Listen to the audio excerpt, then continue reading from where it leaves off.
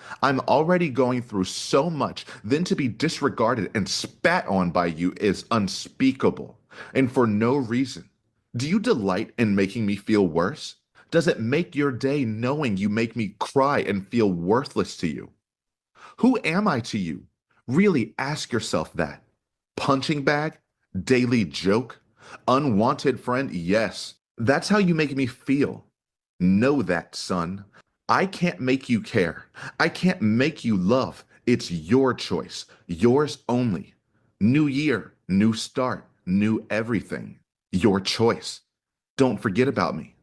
Love always. Who am I? Oh my gosh. To son, Sarah. Sunny day, Sunday, scripture. This is the day the Lord has made. Let us rejoice and be glad in it. Psalm 118:24. Be glad always. Every day is a precious and unrepeatable gift. You can't go back and change what you said or did or didn't do. Every day you have one chance to shine bright for him, yourself, and others, including your mom. Be a rainbow. Be nice. Love more. Smile and believe in the good. Unrepeatable. Make all your days count. Love you. Oh, 14 minutes later. Plug in your phone. I've been trying to call you on your phone the last couple of days, and it just rang and rang, then voicemail. Now it just goes directly to voicemail. Please make the effort to plug in and charge your phone and make sure you have with you. It's not nice to me to not be able to talk to you because it's not on, especially with all the time off you've had for the holidays and the long weekend now. 2. I've explained many reasons for not wanting to call Brian's phone. Remember, if your decision is for me to not be a part of your life and keep trying to talk to you, just say. Just say. Your response last time I asked was that you wanted me to be. I wouldn't know from the lack of effort and intention to make possible from you. What else can I do? Honesty and effort. Not asking much, but missing out on talking to you, my one and only son. Love, your one and only mother. Please plug in and charge your phone. Keep with you so we can talk, please. To your son. Trying to call you.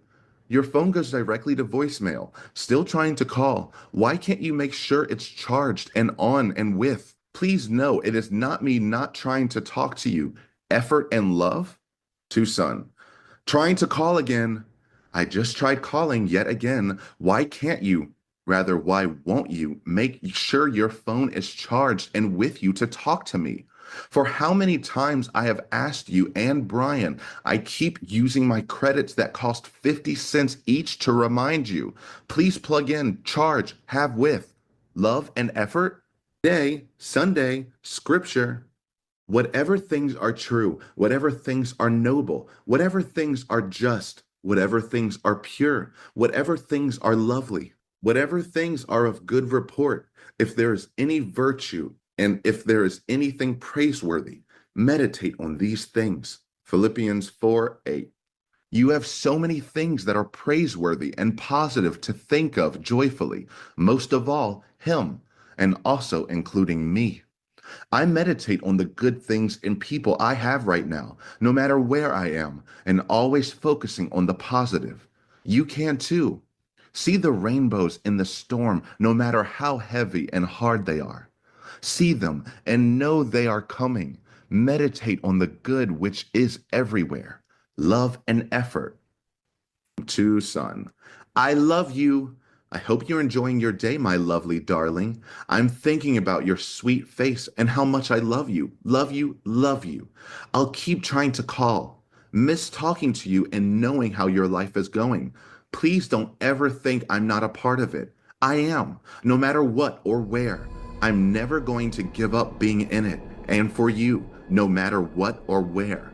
I love you for everlasting to everlasting. Always know that. Talk to you later. Heart, heart, heart. To son, I try calling you every night with no answer. Don't you know by now the evening time is when I am able to call you so you have your phone with you? I call every night, every night. Tonight it rang and rang, then went to voicemail, then voicemail directly when I called back. You don't want to talk to me? It makes no difference when it is, as it's the same thing on the weekends. Anytime I call you, please don't think I'm not trying. It's you who are not. I hope you answer sometime. I love you. To son, test, test, love you. Sunny day, Sunday, scripture. Quote, I've learned that people will forget what you said, people will forget what you did, but people will never forget how you made them feel. Maya Angelou. Oh, your Sunday scripture is Maya Angelou, the patron saint, Maya Angelou. Oh, I love it. Make sure others remember how good you make them feel with all the softness, understanding, love, and positivity you can give to everyone, including me. I want to remember good things from you, which there is an overabundance of, now and future.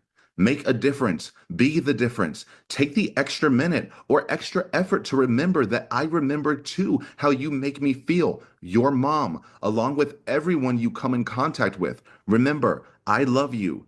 Thank you for your goodness. How many times are you going to try to guilt this boy into loving you? It's not going to work. Effort and love? Gretchen, stop trying to make Effort and love? It's not going to happen. Who am I? To son, I tried calling 9 times today, 8 yesterday, just for you to yell and not care as usual while typing on your computer. Blank stupid, uncaring response your father gives me, then hangs up on. Blank to talk to you. What would you do if I didn't care? Why do I have to a blank? The difference with that is that I will always care and never blink. Me, your mother, nonetheless. I tried calling 2 more times today. Blank calls. Like I tell your arrogant, mistreating father. Feel good about yourself. Blank. Super weak at school. I'm never important enough for you to tell me. Blank. You. That's what you make me feel. Thanks for the Valentine's Day. Blank. Have decided to make them for me after telling me you'd think about it. Blank year with you lying to me with your adult father. Exactly. Adult father. As in you are talking to a child right now. You are talking to this child as if he were your husband and you're having an argument with Brian. You are wild thinking this isn't abusive. With you lying to me with your adult father that you made me a blank, then mailed to me. If I wasn't incarcerated, would you treat me the same blank? Temporary, right? To life in the Department of Corrections. The difference with that is that I will always care. Blank way you treat me, your mother nonetheless. Do not ever blank. How about you don't ever call him again and let him come see you? And that's how you actually talk to your child. Not this whole BS you're trying to run now of he loves me so much, he wants me to constantly contact him every day. He asks his father, why can't we see each other daily all the time? Then in the messages, why do you hate me? Why aren't you listening to me? At least plug in your phone, this, that, da. So she's lucky the judge did deny accepting these tablet messages because they completely disprove absolutely everything that she brings in. But also, I think the tablet messages are still going to come in. They're not listed as exhibits, but they're still in discovery. Meaning, if she does something that opens that door, they can bring them in. Even though she can't bring them in because they're self-serving hearsay because they're just her statements repeated. And hearsay is basically any out-of-court statement that is used at trial to try to offer truth of the matter asserted. Meaning, this statement that's not being said under oath, I'm bringing up.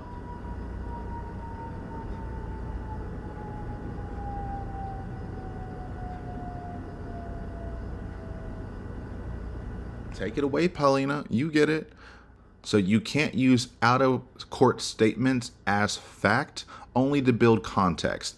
The easiest example, I think I heard Law and Lumber use this one, and I like it, of it was raining outside on Monday. How do you know? Well, I talked to my next door neighbor and they said it was raining. And if you want to bring that in, then you need to call up the neighbor and say, hey, was it raining outside that day? And then they can say yes or no. You also can't say, I told my neighbor that it was raining. That's also hearsay because it is out-of-court statement that you are now trying to use to assert the truth of the matter. You can just say that. All you have to do is testify it was raining outside.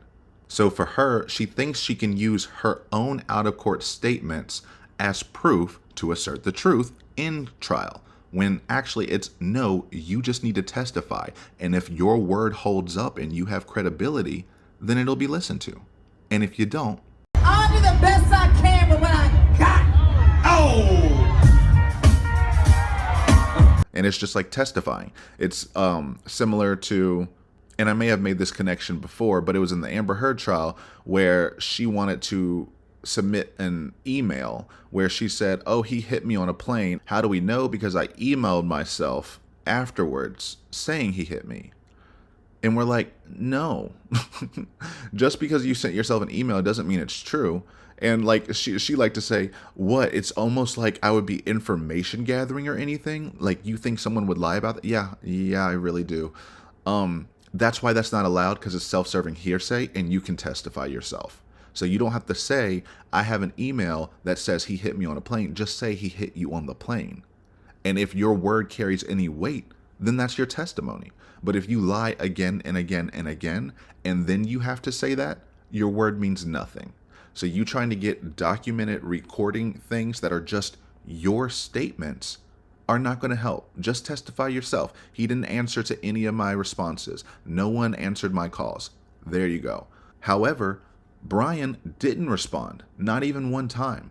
So if she tries to assert this and assert that and said, I didn't say this, I didn't say that, they can say, hey, those tablet messages you wanted to introduce, we're going to introduce them to impeach your ass. And so you're saying that you take care of the son, this, that, and that's why the lawyer told or advised Brian, I'm just assuming he did, not to respond ever, because something like this could happen. So she might have things a little confused, or in her mind thinking that because she couldn't list it as an exhibit that they won't come in at all. But keep playing these games and I think they can pull that up. So she needs to be very careful when she testifies in court on that day. Because I can guarantee she thinks it's going to go one way because they haven't responded to it yet. But when you are face to face and you are going through it in the moment, you already got your ass handed to you in one trial, it's about to happen again. But anyway, the reason why we reviewed that is because it showed that she is the one who actually violates the parenting order and the divorce class certificate, whatever. All the things she accused him of doing, she does in a worse way because she actually inflicts this on the child. We don't know how Brian and his son gets along. I imagine there are arguments here and there, as are especially every parent raising a teenager is going to have fights with them. However, it is all in how you handle it. And an adult knows not to internalize and take everything so personally, especially from a child. They can look at you and tell you, I hate you, and within hours say, I love you more than anything. I'm so sorry. I was just upset. But no, Sarah takes everything super literally, super personally, and holds him to the same standard as Brian, despite him being a literal child. So maybe she needs to retake that divorce class so that she understands and knows how to not only treat Brian, but most importantly, how to treat her son. So let's go down this little list that she went through. So she says he's been excluding me even prior to incarceration. Then why was he always blowing up your phone? Why were you always complaining that he calls back to back to back to back to back? Brian, because I was supposed to have my son today to pick him up from school. Brian usually calls to make sure, hey, are you sure you're getting today? Because I've had job interviews. Why is this happening? Because George is dead. Right. So after he called, like, maybe 3, 4 times, maybe 5. I finally answered, and that's... Well, someone needs to call Brian, please. Okay. Or can I not make a phone call? Do you think you were sleeping and missed those calls? No, I ignored them. You ignored them? Because he's notorious for blowing up my phone. And I just wanted to ensure that he would not bring my son over in the process of all of this. So this was a trick? No, it's not a trick. How was it a trick? Someone needs to call Brian. Heard my phone ringing, and I knew it was Brian because he called over and over and over and over again, which is what he does. You'll be able to use a phone. How long will that take? Because I need to talk to Brian.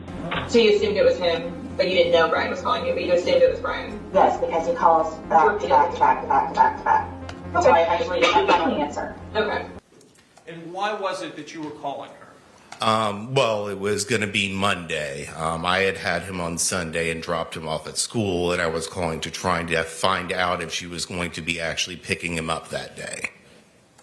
Why would you have a question about whether or not she was picking him up? She wasn't generally very good about actually getting him on the day she was supposed to. So it was not uncommon for you to have to remind her to pick him up or to make sure that she was going to pick him up? Well, I mean, remind or just find out if she was going to, or if she was just going to give him over to me as what happened. And you would not answer Brian Boone, your ex-husband's phone calls just so that you could let him know that you're busy and you have things going on, correct? I knew that at whatever time it was that he was calling me, that he could wait for the few moments of me getting up to where he gets out of school at 3 o'clock. Just wanted to ensure that he would not bring my son over in the process of all of this. Okay. But you wouldn't return his call. You would let him call several times, correct? That day, yes. Okay. How about other days? Would he have to call to remind you to get on other days? He wasn't reminding me. He was just making sure that was covered for a pickup or drop off.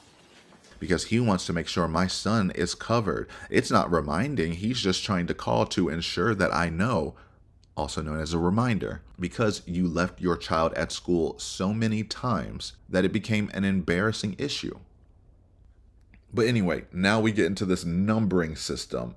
The child is allowed to have 2 parents and love both of them. Great, you have them, and I'm sure he loves both of you. You're just mad he doesn't love you in the way you want/need him to love you. Number 2, you're talking about an independent relationship that should be meaningful and respectful of each home. Hard pause. Emphasis on home, as in when you would have shared custody and he had 2 residences where he would live. That is what that is supposed to be about. It is saying you can't favor one home over the other, which unfortunately he already did. However, you're supposed to try to keep that neutrality to make sure that both locations, regardless of where the son is or the child is, they are respected in that home at that moment in time. Your home is prison. He's never staying with you again. He does not have to, nor should he ever respect your home being a prison. But you want to force a, quote, meaningful relationship. Who gets to define meaningful? It's not your child. Even though this section's about children's rights, you are the one who solely gets to define it. And if he's not giving you that, he's just as evil as his dad, in your eyes.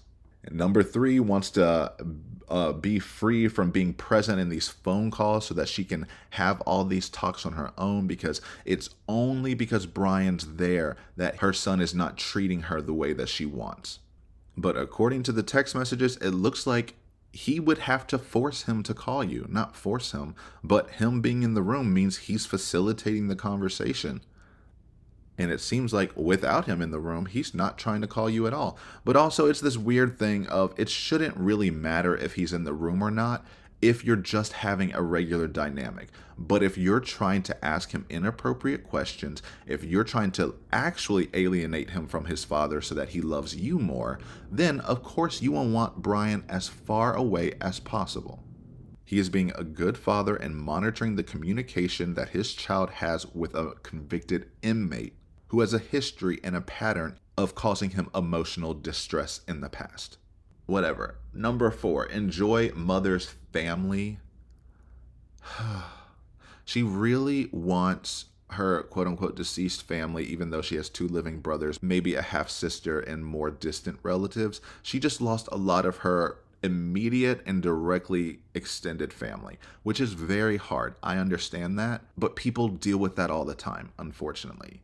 And they don't go around acting like this, and they don't use that as a crutch for endless sympathy to both justify her reaction and to guilt you into giving her more. You should feel bad for her because she doesn't have a family. She does, but whatever. It says is supposed to enjoy the family or learn about them through the storage unit. Did you ever try to show him this stuff in the storage unit beforehand? No? Can he also learn from your family from, I don't know, maybe your brother Philip, who is free, who you say lives locally? Why do you not try to work with him to say, hey, can you go tell my son about us so that he can get closer to my side of the family and see us as valid or what have you? Which then leads into number 5 of, so like see the differences in the families, but not see one as better or worse. I mean, unfortunately, that should be the ideal, but like this stack up is just unfortunate against you. It seems like the Boones are more put together. They do come from some form of means and can actually support the child fully and provide love that you can't. Meanwhile, your family can't meet those same expectations. As you mentioned, most of them or many of them are deceased. And for some reason, you ignore one of your brothers and you're not getting your other one involved who could help foster that connection. But then wants to say, my family was made fun of because they're not country club members, aka broke. Insufficient funds. You ain't got no money. Woo. Not that not being a country club member is that, but she's using that to say he's picking on us because we don't have money. Hide the money, y'all. There's poor people around. With your broke ass. And other circumstances, etc. No, here's the etc. again. Tell me these other circumstances. Other circumstances is already the same as etc., more or less. So he's making fun of your family because he thinks they're poor. There's poor people around. With your broke ass. And other circumstances, I mean, it's probably because your brother was also in prison for sexually assaulting a minor and you're in prison for murdering someone. So your family does not have a great track record. However, Philip is a Marine, so he is holding that Paulsen name on his back. And then get mad at your son who says, I know everything. That's not inherently a bad thing. For your son to say, I know everything, shouldn't be an insult unless him knowing everything is insulting. And more than any of that, the only documented cases we have are you speaking ill of his parents. I mean, you went down the line and tried to clear all of them for no reason. Because you're mad and you're jealous of them. And you said, I have more joy than your whole family ever could. Quote, you're in jail so I don't have to. Include me, son's mother, in his life when I asked why you keep excluding me and stopping me from seeing him. Stop being sad, Brian. Jesus died for you to not be despicable, bitter, and the lonely, quote, man that you are. Overcome like he did and like I am. Like you keep telling me as if I wasn't aware already. I'm in jail. In jail, I have more joy, peace, gladness, and hope than you and your entire dry, pompous, unchristian-like fake family will ever have combined. She's not a Christian!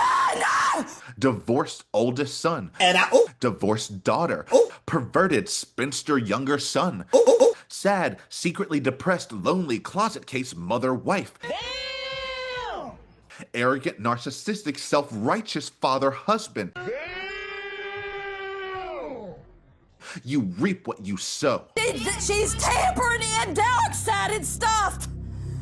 Yes, yes, she did. The entire house is dark-sided. Undeniably. Remember, see you soon. Enjoy the Easter holiday with our son. I'll be thinking about him and missing. I wish you would include me and let me see him. Life is beautiful no matter where you are, Brian. Tell son why I don't get to see him today so he knows. Do better, quote, Dad. He sees and knows what you are actively deciding to do with, to, and for his mother. Remember that. I mean, like I always say, she always knows the right one to try it with, because had you said that about my family, oh, I got your jailhouse visit for you, okay? I'm gonna need to get my affairs in order and then come visit you at the jail, because who are you talking to is what I'm wondering. Your whole family dead and you gonna sit here and try to talk about mine? No, I normally don't clown on dead people, but if you had tried that with me, you're gonna have to rebury your dead family, because I'm about to light them up and read you within an inch of your life, because that's crazy. And it just shows who she is to her core. Like, that's who she is inside. She says everyone is so mean and laughing at me and calls me a killer and a murderer. And you're legit just insulting them to their core of like, how dare you be divorced? She likes to judge people for having divorces. She was like, George had 2 divorces. Oldest son, daughter, you are divorced. You are divorced. And the second man that you almost married, you killed. So you have no room to talk to anyone about anything, especially from some moral platitude regarding divorce. You're in family court for your divorce. And yeah, insulting my family is definitely going to make me want to do what you're asking me to do. That's why you don't get anything, because you treat people horribly and then they're fed up with it. And then you're mad because you think they should still have to put up with your terrible, awful treatment and attitude because you're going through a hard time. Right now, it's prison, jail. Beforehand, I had no family. I have no job. I'm poor. There's always some sympathy that she has leaned on in order to stay a perpetual victim, despite being an active and enthusiastic abuser. That's why I always call her, she's the wolf who cries wolf. And then 7, to see parents being courteous and respectful of each other, which is why you berate him constantly and insult him to your son. You refer to him as Brian multiple times to your child. Happy New Year. Or just New Year. I'm praying you will help make it a happy New Year. I keep trying to call you on your phone, and still it goes directly to voice message. I really do not want to call Brian, as I have said in the past many times. I was hoping you would actually listen and care and make an effort just simply to have your phone on and charged so I can talk to you. It's not nice to me to not be able to talk to you because it's not on, especially with all the time off you've had for the holidays and the long weekend now. 2, I've explained many reasons for not wanting to call Brian's phone. Remember, if your decision is for me to not be a part of your life and keep trying to talk to you, just say. Your response last time I asked was that you wanted me to be. I wouldn't know from the lack of effort and intention to make possible from you. Completely undermining, completely showing a lack of respect. I am just going to go out on a limb and say, and I could be wrong, doubt I am, that Brian does not refer to you as Sarah to your child, but as your mom. But you do that as an attempt to distance your child from his father. How do you do that? By not referring to him as your father, but as Brian. Also, being courteous and respectful of someone is not harassing them over 222 text messages and then berating them with these never-ending repetitions of again and again and again. Request 1216. Please respond. Please cooperate. Please let me purchase gifts for my son and him open on Christmas. Please let me purchase gifts for myself and have for Christmas. Pictures for my final meeting. This is important. This is important. This is important. This is important. This is important. This is important. This is important. This is important. This is important. This is important. This is important. This is important. Please respond. Please respond. Please respond. Please respond. Please respond. Please respond. Please respond, please respond, please respond, please respond, please respond, please respond, please respond, please respond, please respond, please respond, please respond, please respond, please respond, please respond, please respond, please respond. I need you also to put more credits on the tablet to continue hopeful communication with you. Please add more ASAP. Please respond, Brian, please.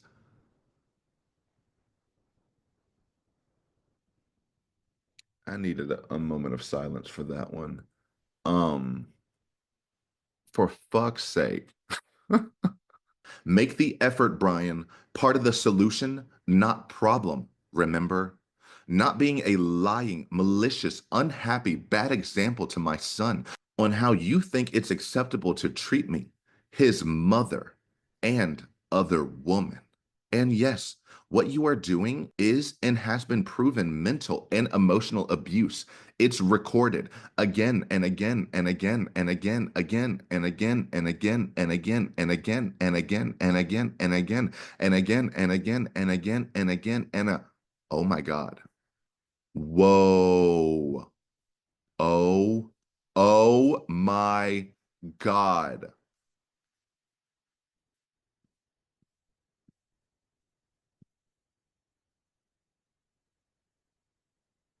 You just said this is mental and emotional abuse, and you send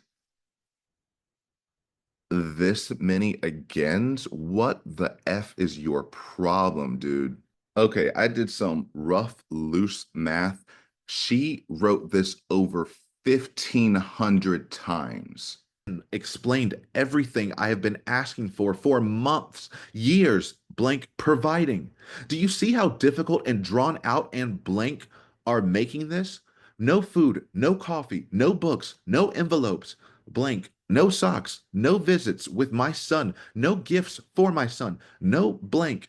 Active decision, the active decision, the active decision should. When I ask you, oh my God, again. I did some quick math on this and just rough. And she did this over 520 times. And that's not counting what's cut off. In this demonstration, I'm only saying it 90 times. Unnecessary meanness. I have zero. Live life for me in the real world, blank. Always and forever and ever and ever and ever and ever and ever and ever and ever and ever and ever and ever and ever and ever and ever. She is a nightmare. And this is your sister. Who and you see she's already guilting you, and I'm having the evers, play in the background because it's just that many. Well, I'm just going to talk over it because why not? She brings up, like mom used to say, she is that person who will use anything to manipulate someone. She uses the marriage for Brian. We were married for 13 years. She uses I'm your one and only mother with her son. And she uses remember what mom said, I'm stuck in here. You get to live life in the real world. Wham, wham, wham. Isn't it so sad for me? I'm just a vicious murderer. And now people are going to punish me for it. Ever and ever and ever and ever and ever and ever and ever and ever and ever. I am grateful for everything. You are grateful for nothing. All I'm asking for is a $6 hymnal, coffee, food package, blank, ordered these one-time requests. I would not blank asking, when are you? Would I? I'm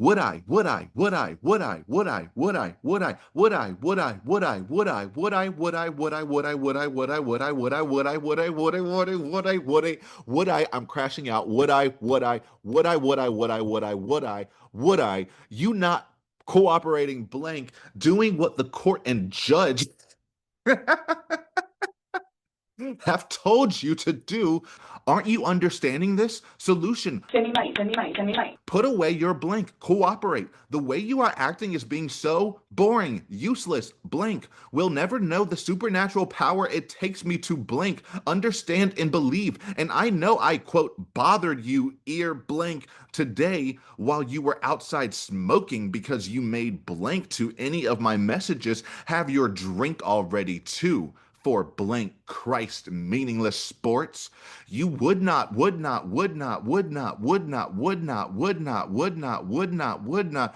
have to hang up on me because I would not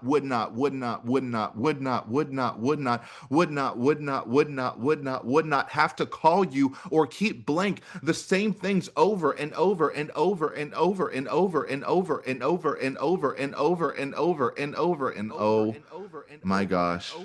Again.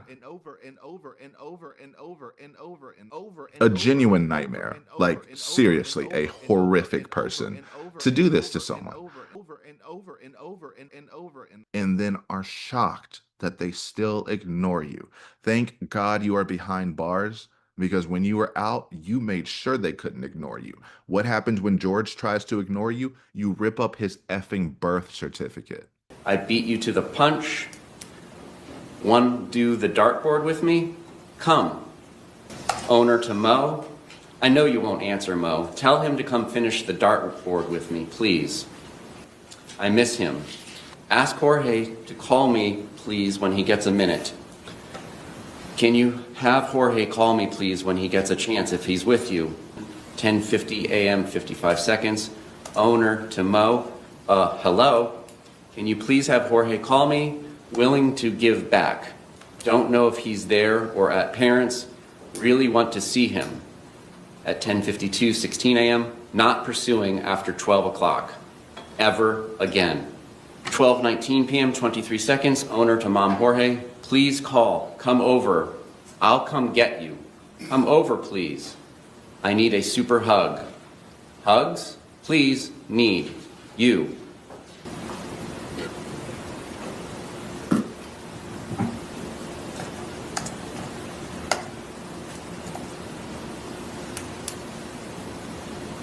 Come to find out he was just doing yard work all day, but he didn't respond to you quick enough, just like they never respond to you quick enough here, so you have to message them over and over and over and over again. Stop making me have to talk to you. So simple. Simple. Stop bothering blank, your attorney, and anyone else who would just agree you should cooperate. Good grief. It's just like, when someone sees this, how on earth do you think they can side with you? Because she thinks they will. That anyone who sees those messages we just went through would see that she is the one in the right. Okay, we have to move on. Page 3, 4, information sharing. Quote, the parents shall cooperate with each other in sharing information related to the health, education, and welfare of the child. Quote, both parents have the equal and independent authority with regard to the child's educational, emotional, and social progress. Page 3, 7, scheduling. 1. Schedule changes. Quote, a parent making a request for a schedule change will make the request as soon as possible, but no event, except in case of emergency, less than 48 hours before the change is to occur. Petitioner does not advise or communicate in any manner to the respondent of known plans or changes in the child's life overall, or for vacations, schooling, appointments, etc., even after she has repeatedly requested to be included and updated about her son. Page 4, 8. Time sharing schedule. Time is time, regardless of how and where it is spent. On the telephone, video visits, in person, etc. And there are no stipulations stating upon incarceration in other forms. It cannot be completed in this parenting plan and agreement of both parties. Both parents are to have time with the minor child.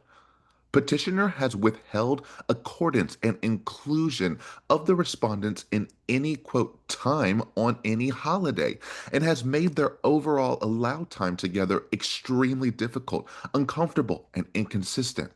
After repeated requests from both the respondent and her son to the petitioner to stop obstructing their time for over five years, see responses by petitioner under behavior, page 1. He intentionally continues to negatively impact and deter.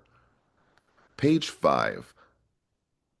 12. Communication. 1.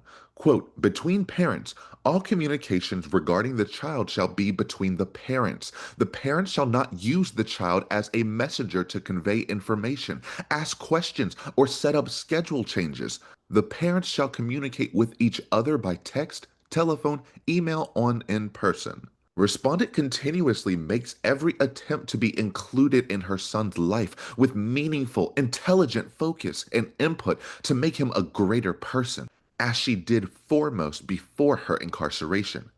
She tries all possible forms of communication: phone calls, tablet messages, handwritten letters, texts from outside resources, etc. To the petitioner, who does not respond other than telling her she is, quote, worthless, quote, unimportant, and, quote, makes no difference.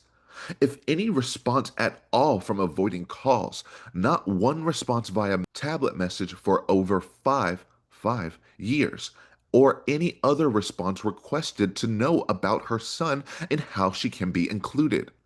When on the phone with her son, the respondent has no choice other than to ask him to communicate with the petitioner her legitimate concerns and questions the minor son has mentioned to her to ask in the first place. What kind of sense does that make? Oh my gosh, that is the most convoluted sentence I've ever heard. This is how she manipulates. She manipulates by just completely confusing the issue, but being so confident and assertive about it that she wants you to feel dumb for not understanding what she's saying. So let's break down just that one sentence. Why? Because it contradicts her whole point. You shouldn't be using the son to communicate with the other person. Keep the communication just between the parents. However, the respondent has no choice but to, what does she say? When on the phone, respondent has no choice other than to ask him to communicate, him being her son, with the petitioner, his father, her legitimate concerns and questions, Sarah's concerns and questions, the minor son has mentioned to her to ask in the first place, and is told, quote, I'm not talking to her. That doesn't make any sense. She's saying, I'm telling my son to ask him the questions that I have about the questions that you asked me. So basically you're saying, hey son, remember these questions that you asked me that you wanted to ask your father? Well, I'm telling you to ask your father those exact questions, but just say they're coming from me. And then Brian says, I'm not talking to her because what are you even talking about? She's trying to mask the fact that time and time again, she has been proven to use that boy in the exact way that she is trying to argue Brian uses him. Since Brian doesn't respond to her, she will go to her son because he has to respond to her. Why? He's her only son and she's his only mother. And then when you finally get him on the phone, you can't actually enjoy the individual time you have with, quote, minor son. Instead, you're spending that time asking minor son to ask his father why he's not giving you a book and a hot meal. Oh, oops, I mean, questions that my son had. See previous messages asking the same question with no reply, nor ever an answer on any of the phone calls you force me to make every day about the same questions and concerns for years. Yes, years. Please respond. Please do not have to make me go through my son when I call to have him ask status of everything. Please do not have to make me go through my son when I call to have him ask status of everything, including his Christmas present. See, why are you calling your son asking him for the status of everything? After coming back from an outside medical appointment for my cancer and surgery, I really wanted to call my son to hear his voice and brighten my long, arduous day. In doing so, he was checking the mail, telling me I had a letter from you and wanted to be helpful and read it for me. Right. Does anyone actually believe that? More than likely, it went something like this. I tried calling you 2 to 3 times so far today, but no answer. What are you doing? I hope your day is nice. Like you. Sometimes. Question mark? Go check the mailbox to see if your card came I sent. I don't want to hear Dad say you can't go check later at night, and I don't want it sitting in the box while you're gone. Don't open if it is there so you can when we eventually have our video visit. And the difference is, in one instance, the text messages, she is completely directing him what to do. Go check the mailbox, see if it's in there, but do not open it unless we, have our video visit, we have our special moment, whatever. However, now in this letter, it's completely flipped to this passive action that the son did. The son went and checked the mail on his own, and he saw that there was just a letter for me. He was looking for my name, and he just saw that, and he said he wanted to be helpful and read it to me. So there's always just this reframe that is so disingenuous and advantageous that it falls flat because it's so obvious. So he was checking the mail, telling me I had a letter from you and wanted to be helpful and read it for me. The document was an order to dispense mediation. When my 11-year-old was finished reading, his response was, "I'm sorry, I don't know what Dad's trying to do now." 2. Why did he not communicate anything to me or with me during any of the multitudinous phone calls we've had since this order was granted or prior to even being generated so this could be avoided?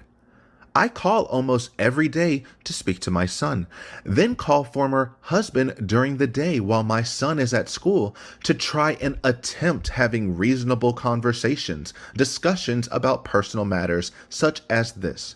Dad says you're annoying and beg all the time. Son told me after asking him to ask former husband if he finally ordered a book and hot meal after being made to call daily to check for 13 weeks. We don't owe you anything and are waiting for you to be guilty so we can get out of here and away from you. I don't want to deal with you anymore. I'm going now. Click. Yelling at me so loud, the phone is distorting. So loud, former husband, his father, came in and told him to stop being mean to me before hanging up. Honorable Dean, this is what was told to me by my 11-year-old son when I asked about his best friend and how she was doing since I hadn't mentioned her in a while. He told me she started acting strange after he told her he was moving and wouldn't see her anymore. She's upset with him. The conversation continued with me asking why he's telling his friend this, as nothing is set in stone and will be discussed when the time comes. Oh, we're leaving, and it doesn't matter what you say. We have an attorney. Eventually, it turned into the aforementioned statement, and I was laughed at, disrespected, shut down, and hung up on by my son over asking about his friend. Yeah, because that's what she took from the conversation. She took her probing and asking about a friend that he, I guess, didn't want to talk about. They had a disagreement, and she's now yelling at him, being like, why are you telling people you're going to move? You're not moving away from me. Who gave you permission? Everything will be discussed when the time is right. You don't need to be telling your friends that you're moving away. That's why she's mad at you. And then he blows up and she's like, what? I was just asking about your friend. And she knows what she's doing. So you can't even believe that. She's not obtuse to that fact. It is very intentional of, I'm going to berate you and say whatever I want, and then I'm going to hide behind the root of the conversation and pretend that that was my noble intentions all along. And my noble, pure, honest intentions were met with being laughed at and hung up on by my son. Yeah, I don't care. Oh. And the fact that he only said that and didn't cuss you out, I mean, at least he had some home training. Not from you, though. Okay, but we got to go back through this whole little list because I got thrown off at the idea that she just contradicted herself of we shouldn't be using the child to talk back and forth. However, you force me to use the child to talk back and forth because you won't communicate. And that's literally her argument. Her argument is you need to force him to talk to me because he's forcing me to use my son to talk to him, which is what we're not supposed to do. But also, he's using our son against me. Don't ask me how that works. He's just doing it. And so this section starts with information sharing. Again, like, yes, the information sharing is your right. When you are incarcerated, things change and your expectations need to adapt to your current circumstances. You can ask about the health, you can ask about the food, but in these text messages again and again, we're not hearing that. Sometimes we are. A majority of the time, you just want him on the phone. You want him to say nice things to you. You want him to ask about your day and to express love. That is not asking about his actual updates, how he's actually doing. And then she's trying to warp this whole schedule changes. There's no event that you don't need to notify the other parent if there's going to be a schedule change 48 hours beforehand. That's not like literal plans. That's the scheduling between you two, as in the custody arrangement. If you're supposed to have him in 2 days, yet I'm going to be on vacation with him for 3 days, I need to let you know that the schedule is changing due to X event.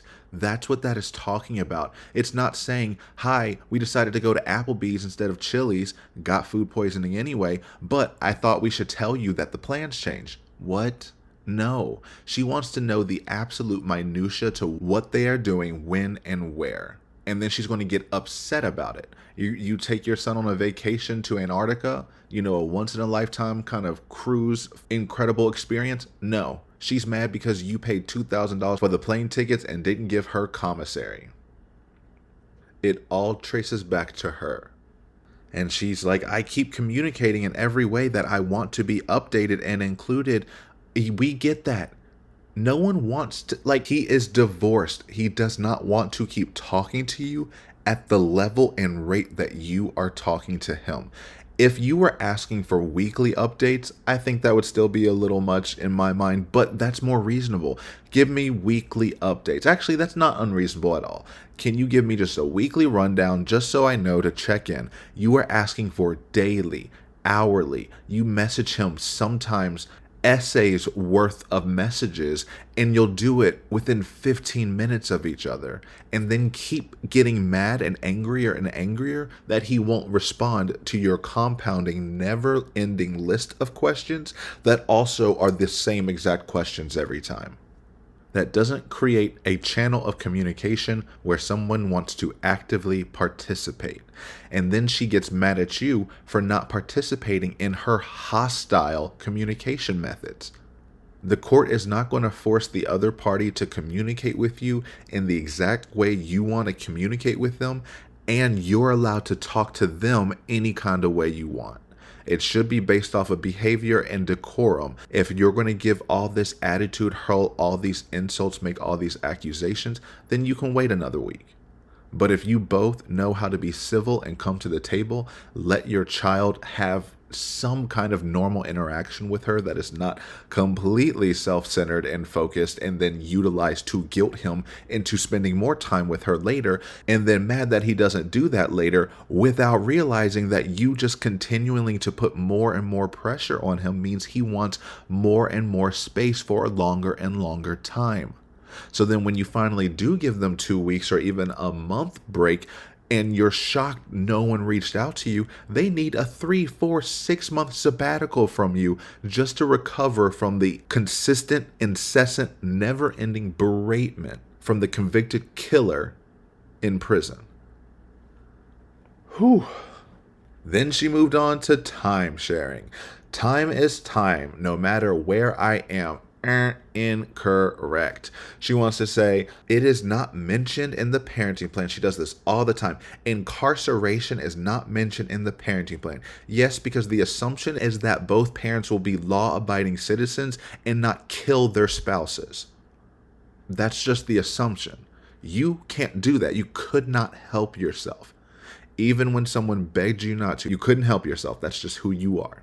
You're going to do what you're going to do to the extent that you receive the satisfaction that you crave, and then you're going to move on, regardless of the damage you leave in your wake. Anyway, time is time. Incarceration doesn't mean anything in the parenting plan. I'm still supposed to get my time. Exactly.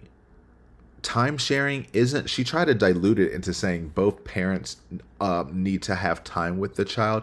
No, it is both parents need to share time with the child, meaning both parents take custodial responsibility of the child in a balanced manner to where you have equal amounts of time, ideally under the perfect circumstances, if the mother actually took her child when she was supposed to. Okay, so you technically have him more than she does. Is that where you're going? Yeah, that's why I said I was going to. So even though that's how it's supposed to be, you still have him. Yeah, it's not a good day. George is in a bad mood, or whatever else reason. I think sometimes just she wants to stay up and drink and can't really do that if she's got to wake up and take him to school the next day. Right. Any number of different. But now that she is locked down, forced to be sober, and has nothing to do all day but to bug you, now she wants to spend all the time in the world with her son. It is the only goal she must achieve in her mind, and it doesn't matter the harm it causes him, nor the mental space he must be in. Again, you killed George, someone who was in his life for 3.5 years. You are completely okay with that. You have never, in any documented responses, checked in with how he is doing with that specific death, that loss. Nonetheless, the fact that the loss came from the mother who is berating him and calling him a bad son and is hurting her feelings. She does not care one bit if she hurts your feelings, because she tries to. She tries to needle you, to insult you, to say you're just like your disgusting, arrogant father. I wish you would be nicer. It's not me, it's you. I'm trying. You're not. And she has the audacity to say all that to you without ever actually caring the impact her words have on you. Because imagine people took her words the way she wants them to take them, meaning he's getting pelted with guilt and accusation from his mother, who is also overwhelmingly saying, I love you, I love you, I love you. Oh no. Oh no. 3/9/24, 10:21 p.m. Tucson. So much. I love you, I love you, I love you, I love you, I love you, I love you, I love you, I love you, I love you, I love you, I love you, I love you, I love you, I love you, I love you, I love you, I love you, I love you. Yeah, I'm not gonna say this many times. Are you kidding me? Oh my gosh. Wow. Like, what is this supposed to do for him? Does you think he actually believes this because you say it a million times? I wonder, what does I love you mean to Sarah Catherine Boone Paulsen? Where is he? Where is my son? He's escaping! My son is escaping! Excuse me. Where the fuck is he? Help me! You're eating. Because overwhelming someone like this is not showing that you actually love them. It's showing that you need them to acknowledge that they know that you love them, but not actually expressing the act of love itself. I love you, I love you, I love you. And he's getting nonstop mixed signals. He can't do anything right. Because if he ignores you to try to keep himself safe, he's a terrible son. If he answers the phone and talks to you, well, he's being mean and he's not being nice enough to you. So you're upset either way. And you want him to pretend to be someone he's not in those moments so that you can feel better. And again, it's all about you. And at no point is his emotional well-being actually the center of any of this. You're going to say it is. But your emotional well-being and how you interpret your interactions are the only thing that matters. To this day, If you ask her, she will not say that she's harmed her child in any way. She does not believe that any of her actions has caused any harm to him, and that solely Brian's actions and anyone's actions that is trying to prevent her from exerting all manners of manipulative control and influence over him and allowing him to take the space that he is craving. They're the ones who are harming him, not her, because she just wants to love him as long as he loves her. Okay. The whole thing about the incarceration doesn't change anything. It changes everything. Why? Because you can't fulfill your obligation. You are in prison. You are in violation of the parenting plan because you are not taking custody of your child for time sharing. Brian is 100% responsible for his son at any given moment until he is an adult. You, just like he said in the past, you get to see him whenever you want, without having to take the responsibility of actually raising him. You want to reap all the benefits of being a parent, and by benefits, solely the unconditional love from your child without providing that to your child. And texting the words "I love you" on a screen is not cutting it. Then had the nerve to say, I need to have a meaningful and intelligent relationship with my son, to put input on him to make him a greater person. The individual convicted of second-degree murder is not the one to really be teaching someone else how to be a greater person with intelligence. Your intelligence thought you could leave a man zipped in a suitcase all night and he would survive. And speaking of George, you used the exact same response to him during your testimony. Were you trying to punish him while you were filming and laughing? No, I was just trying to make him understand so that he would be a better person the next day. And you're filming, your purpose of filming is to kind of teach him a lesson. This is your chance to say something to him when he can't say anything back to you, correct? No, Correct me. there was no lesson to be learned. It was just I wanted him to try to understand how I felt so maybe he could progress in being a better person the next day. So you wanted him to understand how you felt in the past, and that's not teaching a lesson? I just wanted him to understand. How is that not teaching him a lesson? It's not teaching a lesson. I just wanted him to understand. Yet we're the dumb ones. But the truth is, there is nuance to that answer, and she's not really aware of it herself. But she wasn't trying to teach him a lesson, truthfully. She was trying to punish him. This was the consequences of your action. I don't care if you learn the lesson or not. This is what you need to understand. It's how I want you to feel. Like if she was trying to teach a lesson of this is how you choked me in the past when he's saying I can't breathe, and she strangled him in the past, and if she started strangling him again and saying, see, this is what you do to me and you need to stop doing that, that's being a horribly abusive person trying to teach someone a lesson. This was a terror that she has never experienced. She has not, nor will ever, know what it's like to be locked inside of a suitcase, heavily injured, with someone you love and you believe loves you back is feet away laughing at you, and that there is nothing you can say or do that will convince them to stop. Because truthfully, there is nothing he could have said that would have gotten her to open that suitcase. It would have had to come from her, and she didn't want to. She wanted to punish and punish and punish. And this is a theme that we're going to see, that her default is when she feels wrong, she wants you punished to the furthest extent that she possibly can. Okay, but for real, I have taken so long on this excursion. I'm going to give us at least 10 minutes of me just reading, and then we're going to catch back up because I will never make it through this document otherwise. Unless something absolutely egregious happens, and who knows. or any other response requested to know about her son and how she can be included. When on the phone with her son, the respondent has no choice other than to ask him to communicate with the petitioner her legitimate concerns and questions the minor son has mentioned to her to ask in the first place, and is told, quote, "I'm not talking to her."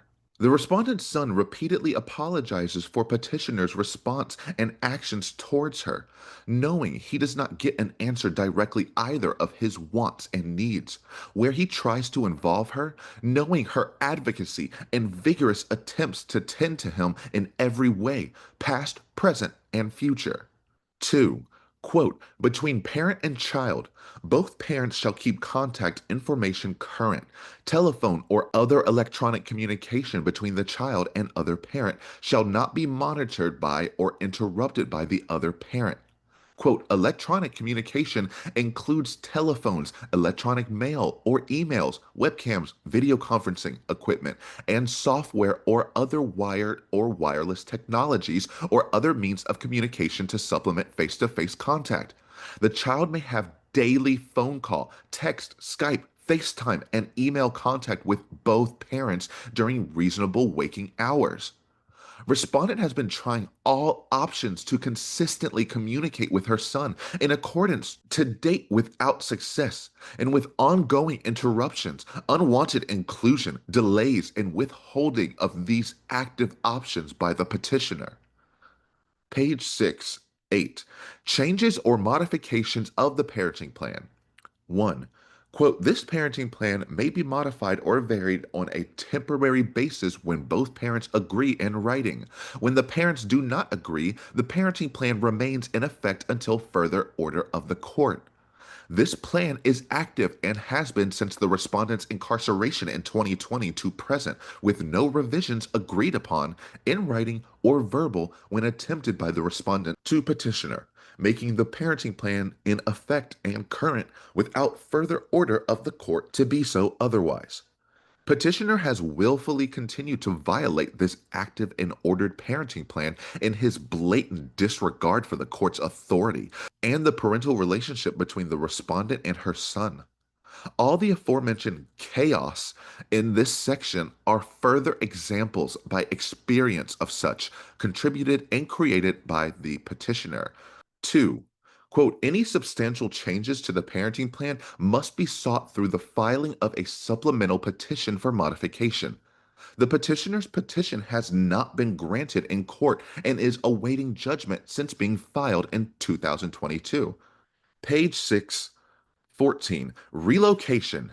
Any relocation of the child is subject to and must be sought in compliance with Respondent is agreeing and giving her permission to permanent relocation of petitioner and minor child. I approve of the permanent relocation. Yeah, I bet you do. Page 6, 15. Disputes or conflict resolution. 1.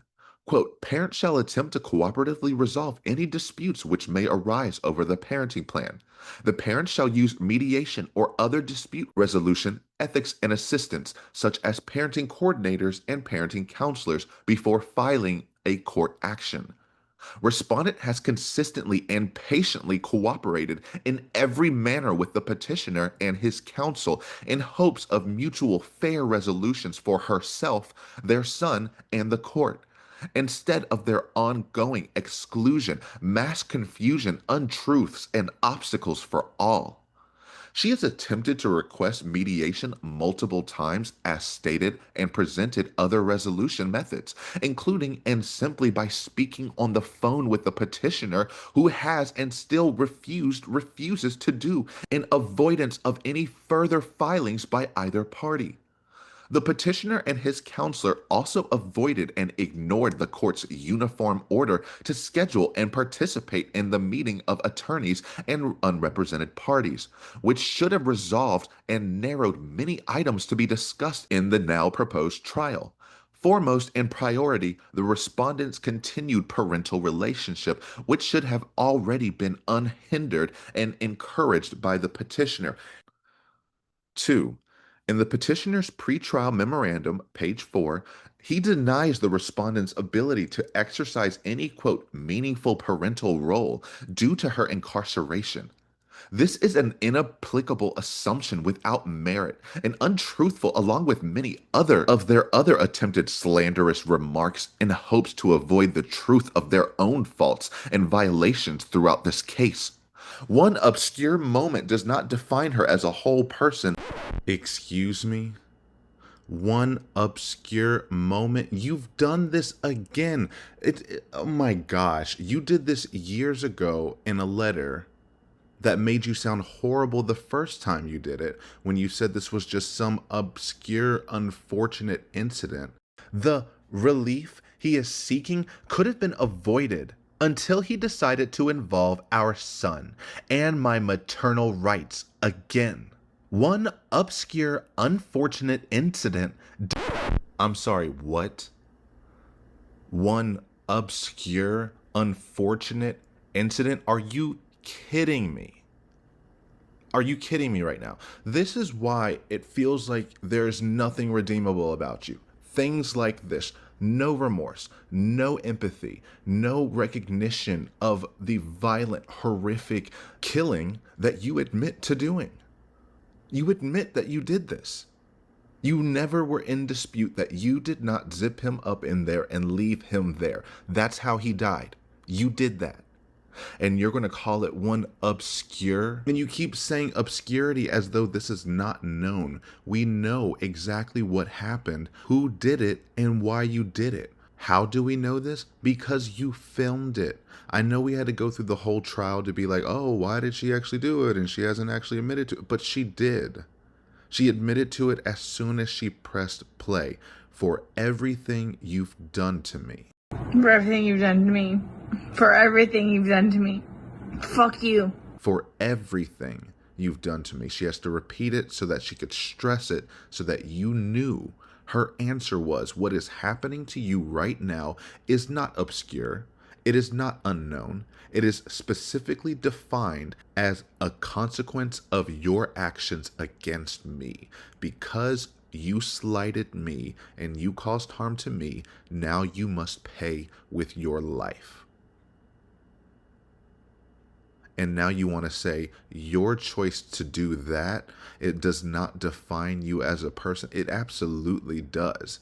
It's the culmination of who you were, are, and will be in the projected future. Hopefully you will change with some growth, but based off of what's happened now, seeing how this is written in 2025, and at least the first part, you wrote that before you were convicted, so you had this delusional sense of, I'll be found innocent, don't you worry. Now you were convicted in an hour and a half. We, the jury, find the defendant guilty of murder in the second degree. Jury seat number 3, is this your choice of verdict? And sentenced to life. Ms. Boone, court sentences you to life in the Department of Corrections. The highest extent that you could be punished. It could not be more clear that the justice system said you did this and deserve to be punished for it.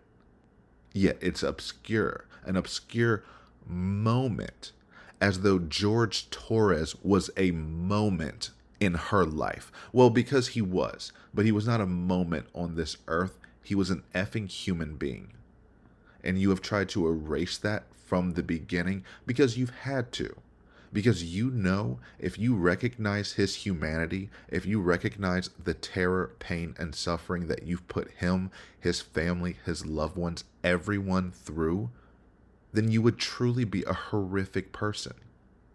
And for someone who claims to be the most holy Christian woman, Sunday scripture, I'm here to make you a greater, better person. Believe in him. All things can happen. You'll see what he can do for me. And everyone's just doing blasphemy against me. You'll all see. I'm working to have Jesus put that crown on the top of my head. And that whole fantasy would come crashing down if she had to accept the fact that she is the killer that she is. She's not a Christian! She's tampering in dark-sided stuff! Yes, she did! She is dark-sided too! Because it still would have been something different if this was your first domestic dispute, or that this was just literally a one-off. This was not a one-off. This was a sustained pattern of abuse in every way, shape, and form. Emotional abuse, you would rip up the birth certificate, you would repel him, call him fugly, then say, I love you, I need you, then berate him for watching porn, and then say, I need you to give me a hug. Are you cheating on me with all these other people? I mean, I did just tell you that I think you're disgusting, that I don't love you, that I don't want to be with you, but don't you dare go away from me. Until I call the cops and have them take you away, so then I can bail you out the next day and bring you back and we can reset this whole thing, and this time you'll act correct, right? Oh no, you need to be taught that lesson again? Let me call the police again for the 16th time in 1 year, getting him arrested 5 times and then bailing him out of jail 3 times and saying I am his savior because he was this violent criminal that was just in jail all the time and I bailed him out, failing to take responsibility for the fact that she is the one who put him in there. So at no point in any of this has she not painted and tried to control the narrative of George Torres, even when they were together. She's going around to the neighborhood. She's going to Melissa, the property manager, to everyone else, to the neighbors. That's why she said, ask everyone. I helped him. I was better. I was good for him. They all know I was too good for him. And you have to understand, too, I have, prior to classes in PO, kicked him out. How many times? I had him arrested. How many times? But you also went down and bailed him out. I know. The next day. I know. I've really helped him. I've bailed him out of jail, 3 times. I've gone to every single hearing and every single arraignment, everything that I did for him. Gone to see all his public defenders, go to the state. I've gone to the state. I did everything for him because I'm trying to help him, because I had hope in him. And he was trying. He was really trying. I mean, they're not messing around. I even went down and met his probation officer, which I say she's wonderful. That's one of my questions too I need to talk to you about. Hugged me and said how much she knows that I take care of him. She called me personally one time when George was at work, when he was working. 42-minute phone call. She and I just saying how grateful she is that George has me. And she knows how hard I'm working to help him. And that's why you're still with him, even though he's done all these things to you. And when I tell you I love him, I love him. When you love somebody, you have limits. Everybody tells me that. All my neighbors tell me that. The office, property manager. So I'm like, again, I don't think you all understand. That was not my intention. Well, y'all don't have any idea what I've done for him. But by your acts, and that's exactly right. I don't know what it is I need to do, or how to do it, or what to say, or how to say it. But what was your intention? Everyone knows. Everyone knows everything that I've done for George, and love him, and continuously helped him throughout his life with me, and made him a happier, better person. And everybody has their limits. Everyone knows that. Everybody has their limits. So it's like, okay, so while we're in a good place right now, I'm going to snap? Is that what while we're in a good place right now? You did. Yes, absolutely. I got you on video screaming, fuck you. It's not one of those things where it's like, oh gosh, you know what, I've done enough for you at this point. I never gave up on him. Okay. Why I'm here today, I'm still not giving up on him. I would do anything for him. Well, you gave up checking up on him. So. Wouldn't let him out of a suitcase. Oh, gosh. You can clearly tell that I had been drinking some. You can clearly tell. I had several people that came up to me in that apartment complex said that you were drunk on a daily basis. Oh, my gosh. At him right. Regularly. Right. Really? Right. Talk to the property manager. Talk to the property manager. Okay. Because it's not... These are your neighbors, the one that live next to you. Your property manager does not live next to you. They see you every day. How many? You had 2 neighbors you went to and asked to go use the restroom. See, that is just not fair. No. Hold on. What you have to get and go. He doesn't like it when I say that. That's why this happens. 1225 Middle Apartment number 1. It's not fair. Ask the neighbor down here. Ask that neighbor over here. Okay. Ask his boss. Sarah, I'm asking you. I'm telling you. How come when he contacts you after you know he has a no contact order, why don't you call the police? I don't want to get in trouble. Why are you getting in trouble if he contacts you? I got in trouble last time. One last time. I gotta take my son to school tomorrow. So it's this never-ending pattern of dodging responsibilities by honing in on one thing, making that individual look terrible, or making yourself look amazing, all in order to hide and cover the fact of your own actions. So forget that I killed him, forget those videos. I have done so much for him, and everyone knows this. Go ask everyone, because I've told them everything I've done to help him. Didn't open the suitcase. That's not important. Think about what I did for him in the past. And with the officer, don't listen to my earlier phone call where I said I was fighting for my life and that I also attacked him. Only listen to the fact that I have to take my son to school in the morning and go ask this person, go ask his boss, go ask these people. Why? Because again, I've went to all of those people and have confirmed my story. She said everyone with the confidence that she knew that she fulfilled her mission, that she has been planting the breadcrumbs all around, telling everyone he's abusive, he does this, he's horrible. So he deserves anything that I do to him. I can kick him out whenever I want to until he has to have a tent in someone's random yard, still in that apartment complex just farther away.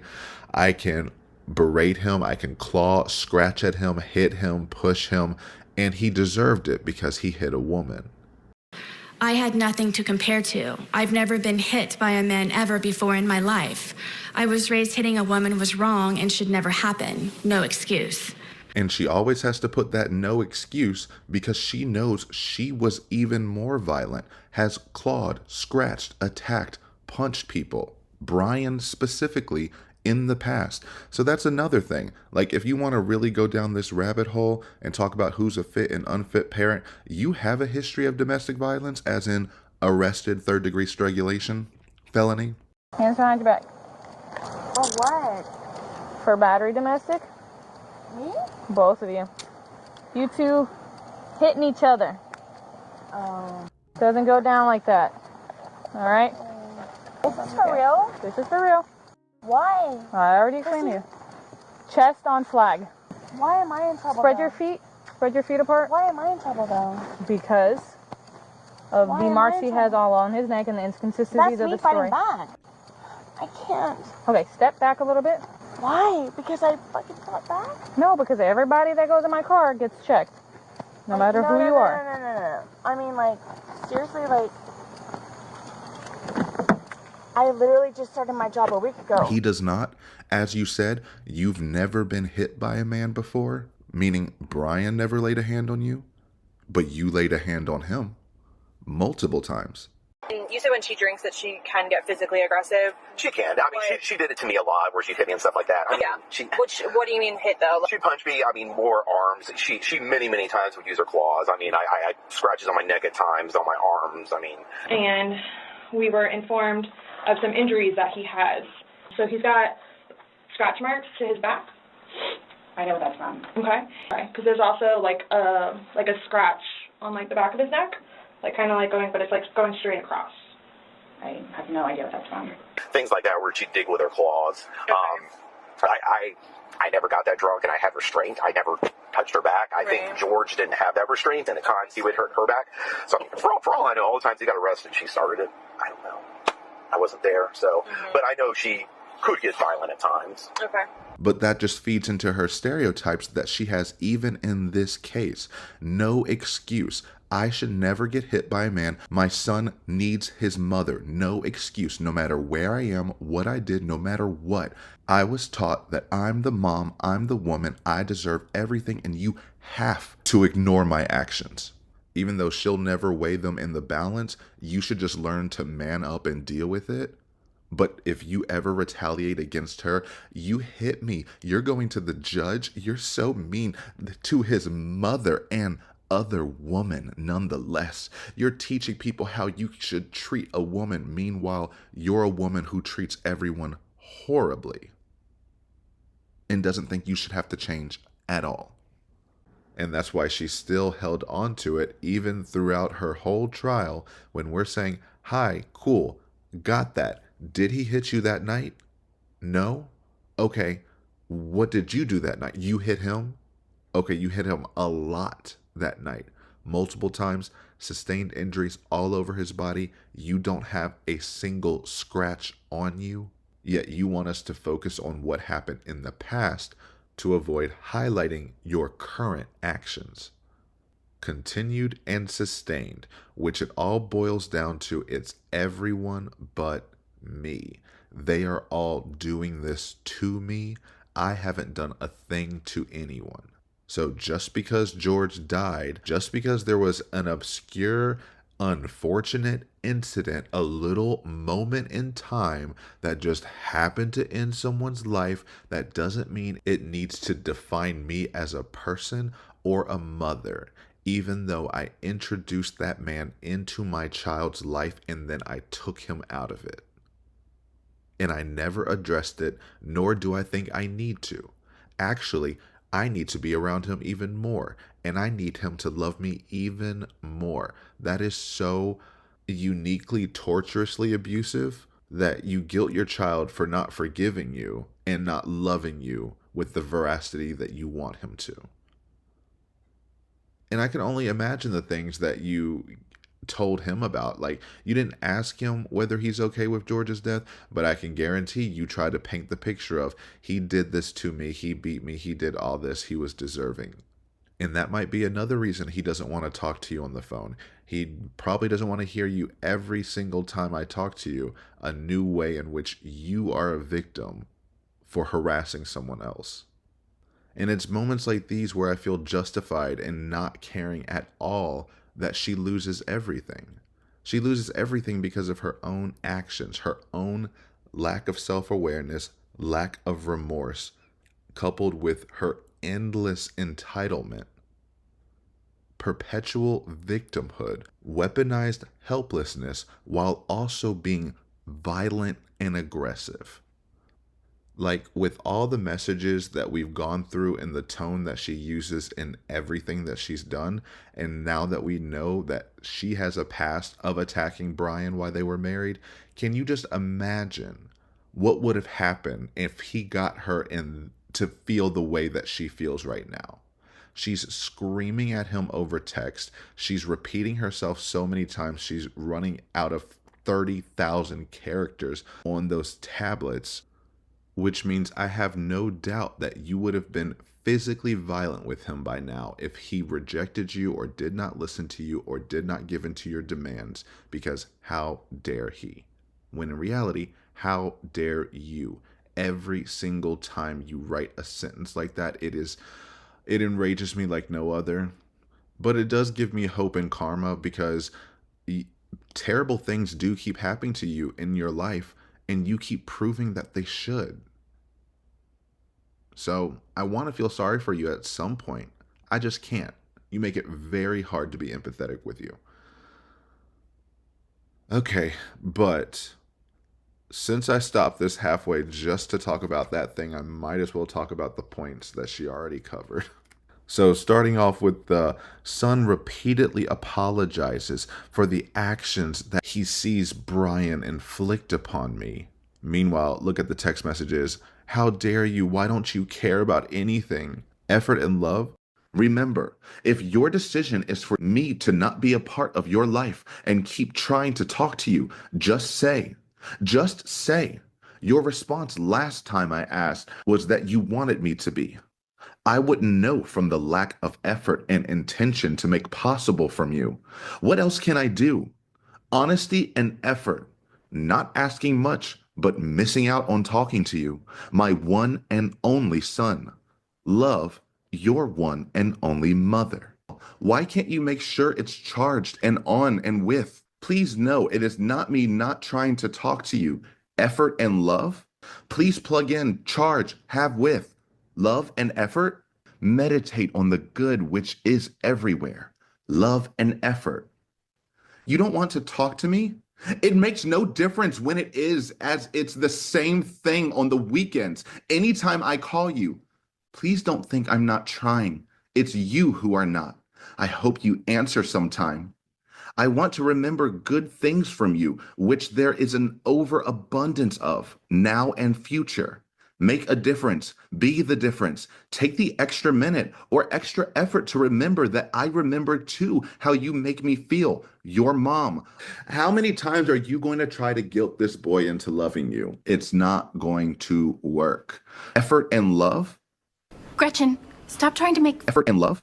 It's not going to happen. Who am I? So it's like she creates this fictitious version of him and then projects that version to anyone who asks about him, knowing that he's not going to contradict it. Because if he did, imagine what would happen for the next months. Everything would be warped. I mean, she still talks about the dang Valentine's Day card and Mother's Day card over a year after it happened. They didn't send you the cards. And if they did and it was too homemade, it was confiscated and destroyed. Either way, those are the two most minuscule things. Yes, you can be hurt for a second. Get over it. You bring it up constantly in all of these messages, and I can guarantee you bring it up in the conversations as well. So I'm just going to go out on a limb here and say he doesn't repeatedly apologize to you. Seeing how you claim that he yells at you so much that you feel like you will be obliterated. The most heavy language for nothing. You see, this is where I turn and ask, how is this okay, Your Honor? This is exactly how former husband treats me and has unfortunately successfully passed this disgusting trait to our son. Nonetheless, how dare both of them disregard me the way they are making me feel like I am nothing, no one, worthless and a joke. I am sick of being laughed at. What's the point of me fighting for my life with my son when I'm treated the way I am by both of them? This is a form of mental and emotional abuse. Former husband encourages and enables it. I'm yelled at for everything. I'm afraid to call for fear I will be obliterated and brought to a new level of low, or try to see how hard I can be made to cry, then laughed at. I'm damned if I do and damned if I don't. If I do continue in my fight, which I will and am, I'm disrespected and almost destroyed. If I don't, then I look like the uncaring, heartless, incompetent mother person former husband is hell-bent on making me out to be. I just started speaking to my son from being screamed at with cruel lies and horrible, mean things that I will not repeat over nothing. I didn't call for 3 weeks because of the shock and pure hurt I am still in for what was said. I am made to feel like a chore, burden, and pest. I am not welcomed. Like life is better without me. So she has some self-awareness. So she understands, yes, I am being a burden. They see me as worthless. How do I know? Because they've called me that. They've said I'm selfish, that I make everything about me, that life would be better without me.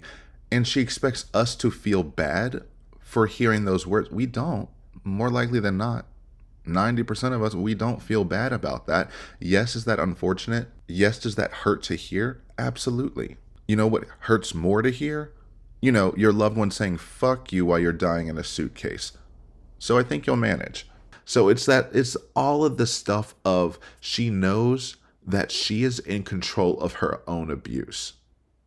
Whoa, that's the thesis statement of her. Ding, ding, ding. She has always been in control of her own abuse. And this works on all sides, on the abuse she inflicts and on the abuse that was inflicted upon her. She creates these stages where it's nearly impossible for someone not to react in a negative and volatile way, so that she can then use that to perpetuate the victimhood while also being just as, if not more, abusive through the same methods and tactics that she accuses everyone else of abusing her. And she also just be saying words, right? She just says stuff and says, no one's going to challenge me, so I'm just going to put it in there. Like He said something so horrible to me that I will not repeat for nothing. That's why I stopped talking to him for 3 weeks, because it was so damaging. Why do we care? If you're not going to get specific and say what happened, why does it matter? Unless you say he told you he was instructed by his father to tell you to F off, then it's not relevant. But it hurts your feelings, and that makes him a terrible son, that makes Brian a terrible father, and that makes us terrible for not feeling bad for you. She talks about wanting the current contact, basically phone calls by herself with no interruption from Brian. But then it also, what she said prior contradicts that too. You don't want Brian on the phone conversations, but you're also saying, Brian, don't make me go through my son to talk to you, and don't make me make my son talk to you. As in, that would be an interruption into your brief 15-minute phone call. If you wanted that private time, then you shouldn't have anything to say to Brian ever. And you should be solely focused on your time with your son. If you're not doing that, that's on you. But it's not that you didn't have the time to do that. Goes on about changes to the parenting plan. Both parents have to agree in writing. Yes, that's like if you were doing mediation type work. But we're past that. They tried to do that, and once those modifications would have gone into effect, you would have signed and they would have agreed. They did try to give you those things. You didn't want to cooperate, and that's your right. You just can't say right now that you were cooperative when you weren't. No one has a crystal ball. I do not know 4 months in advance my location or status, making it impossible to determine the best date to choose from which you have proposed. What are the requirements under Florida law stating a mediation needs to be scheduled for the petition to modify? I can also have a general timeline of what to expect if possible, other than a letter from your firm telling me what I have to do. Please provide copies of all documents to be discussed, which includes original marriage paperwork, pre-modifications to see and compare specifically what is being requested to be modified. 4. Will former husband be in attendance? Who all will be included in and during this meeting? What if selected date has to be changed due to unforeseen complications or circumstances? Will I be penalized? Rescheduled?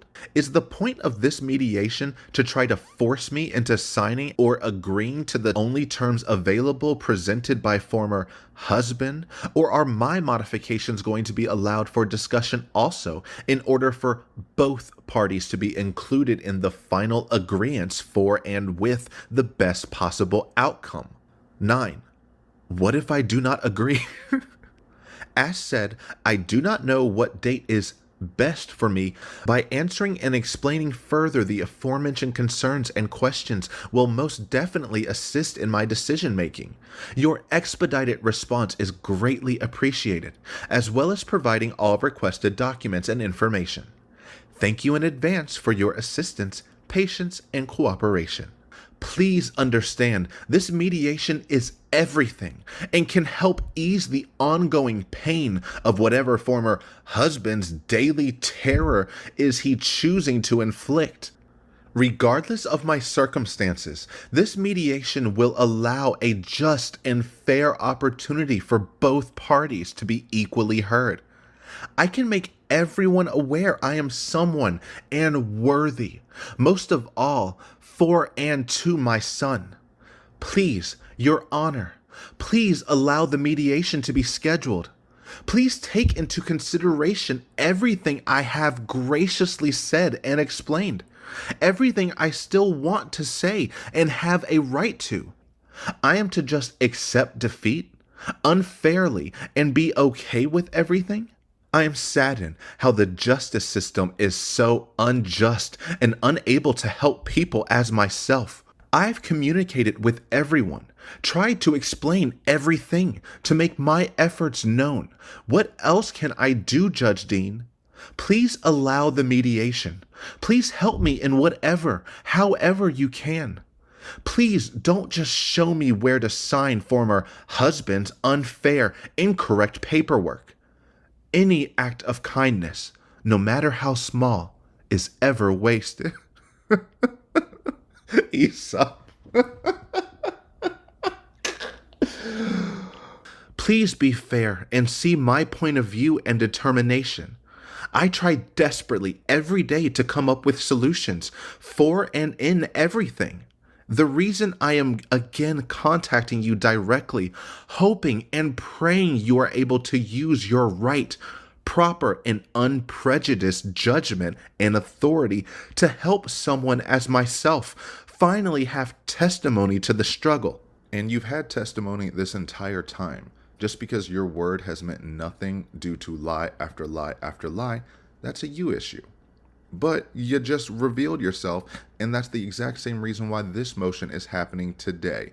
I felt I had to reach out to you directly, hoping and praying that you will use your right judicial authority to help someone like me, and that you use your proper, fair, unprejudiced authority to do something. Meaning, if you do not side with me, this was not proper, you were not fair, and you were prejudiced against me. Why? Because you didn't see my determination and hear my side of things. There's that misconception of that if someone hears your story fully and believes the words you say, that still puts you in the right. I could believe every single word you say, like believe that you believe them, and it would still paint you as an abuser. And then in your explanations, you say, I'm being called uncooperative for not signing documents that I've just seen for the first time.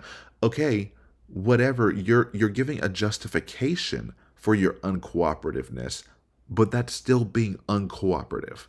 And she believes that if she has a good enough justification for her actions, then you have to ignore any fault with the actions. It's now a positive.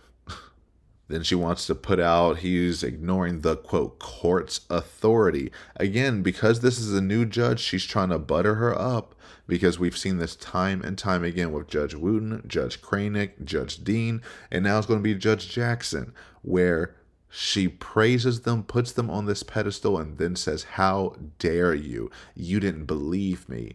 And then the next one comes in, the court's highest authority and your invaluable time, your immeasurable grace and understanding. Thank you, you piece of shit. Then she goes, this one point annoys me so much. She goes, if you are going to make any changes, you must put in a petition and it must be granted by the court. Yours hasn't been granted, so you shouldn't do anything. Yeah, it hasn't been granted because of you. It doesn't work that way. When an order hasn't been granted because you're stalling, then it's not his fault. And Judge Dean made it clear multiple times that he could rule at any moment, but he was going to put everything temporary and on pause pending your criminal court case, which is why I believe you stalled as long as you possibly could so that you could avoid this outcome as well. But even in his order, he mentioned that you were advised that you could rush to get an answer on that, but that he would have to consider your charge of second-degree murder and current incarceration when making his decisions. 8. The respondent expressed frustration at not having matters heard and not being adequately informed about her case. 9. The court explained that the family case is on hold pending the outcome of the respondent's criminal case. 10. The court finds that permanent decisions regarding relocation and alimony should be postponed until the adjudication of the respondent's criminal case, so that circumstances are clearer. 11. The respondent was informed that she may opt for a final hearing on the petitioner's petition for alimony reduction elimination and her own contempt motion, but that the court would have to consider her current status of incarceration when making determinations. 12. The respondent was advised to ensure that any motions filed conform to the Florida Family Rules of Procedure and the Florida Rules of General Practice and Judicial Administration. This includes utilizing proper captions, titles, and certificates of service. Ordered in Orlando, Orange County, Florida, on this 16th day of October, 2023. And you said, no, I'll wait. I'm cool with that. And now you're saying, well, it was never granted, so how dare he? Just so exhausting. Oh, and then the relocation approved. Yeah, it's approved now after you gave all of this and all of that and said, how dare you? Told me, when you're finally put away, this move will be the best thing to happen to us. Him, son. We can't wait to get out of Orlando and away from you. Laughing. Also, where we're moving is very close to the prison.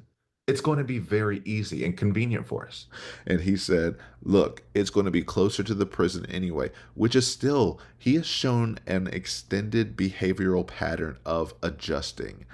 When you divorced, he tried to make sure that you were still close, to make sure that your son could have some normalcy.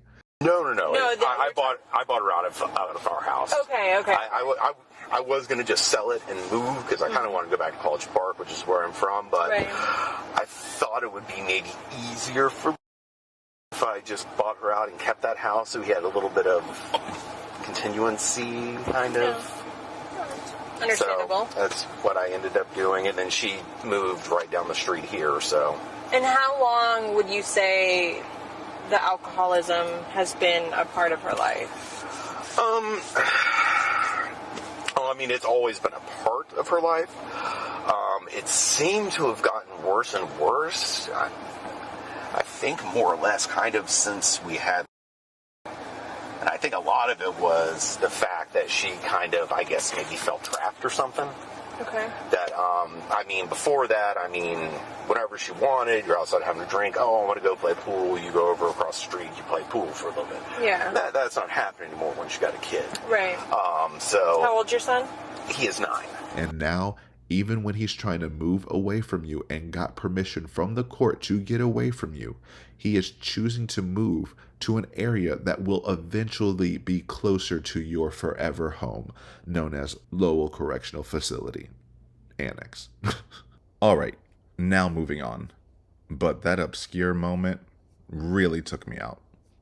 And all that she does mean and has and will to her son, especially after he is aware of her sincere efforts to represent herself against the petitioner, honestly and definitely.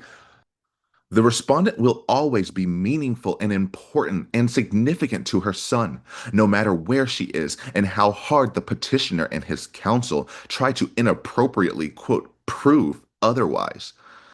Meaningful does not mean money, which the petitioner has an abundance of and is confessing otherwise after the respondent was married to him and his family for 13 years and has known for over three decades. Meaningful means encouraging, acknowledging, understanding, listening to, believing, and making stronger and more beautiful. Foremost and above all, meaningful means love, which the respondent ceaselessly and immeasurably will always have to wholeheartedly provide for her son, which is priceless, and no circumstance or, quote, agreement or, quote, modification in any lifetime can change or end. The petitioner himself failed incredibly to provide these necessary attributes to the respondent during their marriage, which contributed immensely to their inevitable divorce. He does not nor will ever admit this in any of his filings or under oath, and only attempts to mutate her character and integrity he knows is real and true as his former friend, wife, and the mother of their child. The respondent and mother is avidly striving to and will continue her pursuit to be even more meaningful to her son in her continued hard-fought efforts to see him in person while temporarily located at DOC. To life in the Department of Corrections, with credit time served that Madam Clerk will provide to you momentarily. In the meantime of her appeal, release, and all other positive aspects she and her son have on the horizon. Wow. She really said that with her full chest. This is bananas. And it sounds like it should be satirical, but it's not. She genuinely means the things that she says. She believes that she is going to win her appeal because everything has been so unjust and everyone's been so mean to her that naturally she's going to win her appeal and they're going to have to let her go. Not realizing that let's just go down this merry-go-round, and they say, yes, you were treated so unfairly by the judicial system. This is...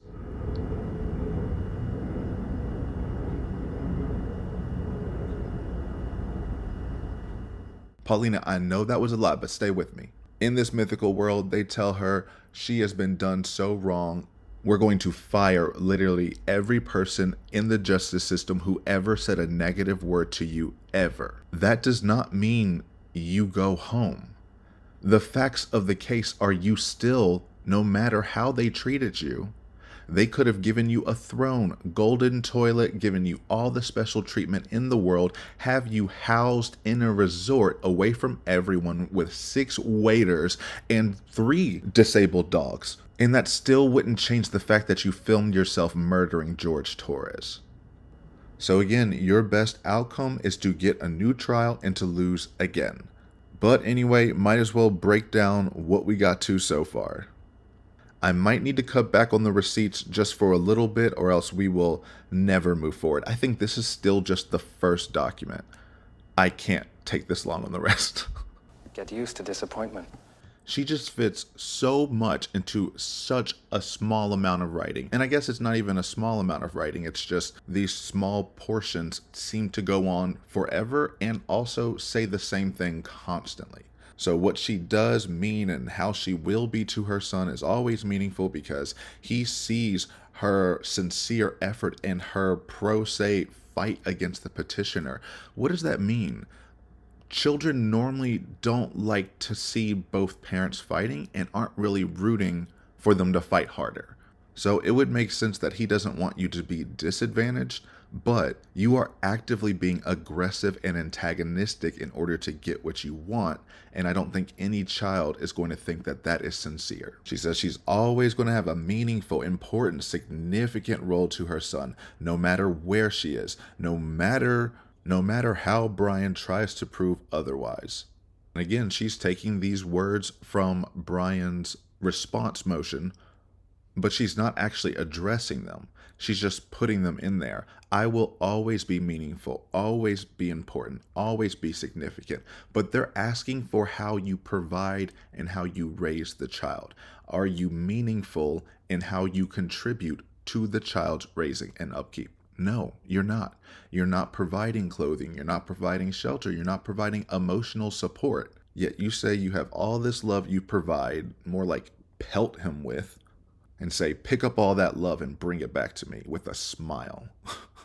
Then she goes, meaningful does not mean money. When it comes to raising a child, it sure does. It absolutely does. We can't even pretend and speak in metaphor in this. Raising a child is expensive as all get out. So she wants to completely downplay that entire obligation by saying, I can still be meaningful without giving any money. Why? Because the petitioner has an abundance of, and confessing otherwise, married for 13 years, known for decades. I know. And again, somehow it's circled right back to you. We started at meaningful does not mean money. I do not have to have money to be meaningful in my son's life because petitioner has an abundance of money, which he tells you otherwise. And why does he tell you otherwise? Because he's not paying me. So if A equals B, B equals C, the A to C is the same cyclical root of it, which is he's not paying me money. And I'm using the son as a conduit into that argument again and again. He's manipulating my son. He's also lying to the court. He's manipulating my son. He's being very mean to me. He's manipulating my son. He denies me food. He denied me this. He's so awful. He doesn't respond to me. He's manipulating my son. It's always this ping pong back and forth, because then all of her requests are more valid and less self-centered when she can tether it to another person who never asked her to in the first place. Then she pulls out her thesaurus and gives us her definition of meaningful is encouraging, acknowledging, understanding, listening to, believing in, making stronger and more beautiful. All of these are subjective interpretations. None of this is objectively measurable and requires nothing on your end. All you have to do is envision these things in your mind, and then you're doing it. You berating him constantly, saying, I love you 30,000 characters long, is loving in your mind. Every time you tell him to plug in his phone and have it on with him so he's being nice and talking to you, that's you encouraging and acknowledging him. Every time he lets your calls go to voicemail and then you berate him, that is you listening and believing and understanding him.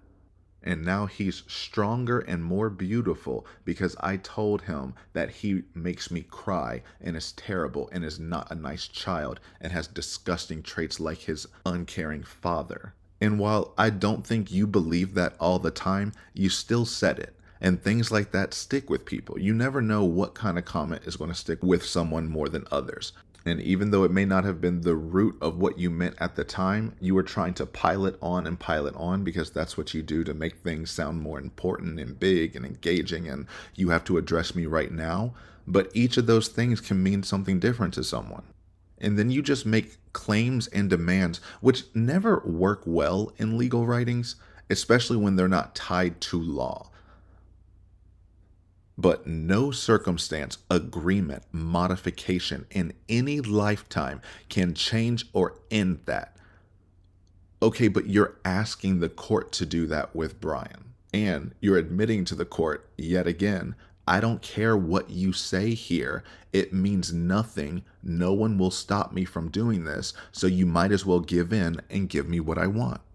And then Brian failed to provide these necessary attributes. What does that mean? You don't provide an attribute to someone. You either are or you're not. But this is how she believes. She believes other people, are supposed to provide her emotional support. And if you are not the way that she wants you to be, you're in the wrong. I still can't believe she said in that one letter, I love my son. I need my son, just not this version, not right now. No one listens to me. I have made the active decision to not call for an undetermined length of time so I can take a break from the beratement. I can only take the terrors inflicted by former husband in doses. Right now, I've gotten my fill from both of them. If my son wants to speak to me, he can write or schedule a visit, which I doubt will happen from the lack of encouragement and inclusion of me to have a relationship with our son by former husband. Please understand, I can only take so much on top of everything else. I love my son. I need my son. Just not this version. Not right now. So I only love you if you are who I need you to be when I need you to be there. And those attributes, the ones that I naturally and overflowingly give to my son as evidenced by my correspondence, which is the wildest thing. Sorry, just again, always. She exposes herself. We would not know how terrible she truly is if she did not document it every step of the way and try to show them to everyone and say, here, everyone, look at this. Look what I have to deal with. What was it? There's one thing in here she said, I call him all this time and all that. And he's saying, stop calling me, I'm working. Stop calling me, I'm trying to work. Stop calling me, I'm working. Thinking that she's exposing him and saying, look, he's lying to you because he does have a job. Failing to realize that you just admitted to berating him again and again and again when you know that he is working. And now you're asking us to make moral judgments off of literal actions. So he would be a great father if he did give you all the money in the world whenever you asked it. And you wouldn't love your son unless he knows that through endless amounts of attempted communication. And then claiming those actions are actually what is moral. When the truth is, what is moral is that mixture of action and inaction. The respect you give by not bothering someone, by not slandering them, dragging their name, trying to insult, hurt, berate, make them feel like you are feeling. And that attributed immensely to your divorce. Yeah, I bet. Brian has been very transparent about it. You would bring strangers over at all hours of the night while your child was asleep upstairs. And I mean, on a weeknight when he's got school the next day, I've got work the next day. I mean, she was out till 3 o'clock in the morning when the bar closes, and she'd bring people back over on the back porch. I mean, one time some random person walked in my house and started screaming for Sarah at 3:30, 4 o'clock in the morning when we're trying to sleep. I mean, I just couldn't get over it. But in her mind, she doesn't see a single issue with those behaviors. She hasn't admitted to anything. You are more persuasive when you meet people halfway, when you try to show you are objective about the situation. Suggestions are rational as well. But when you act like this, everything you say sounds irrational and overblown, and then it just happens to be. But then somehow has this weird transition from this caused the divorce, which he will never mention in his filings.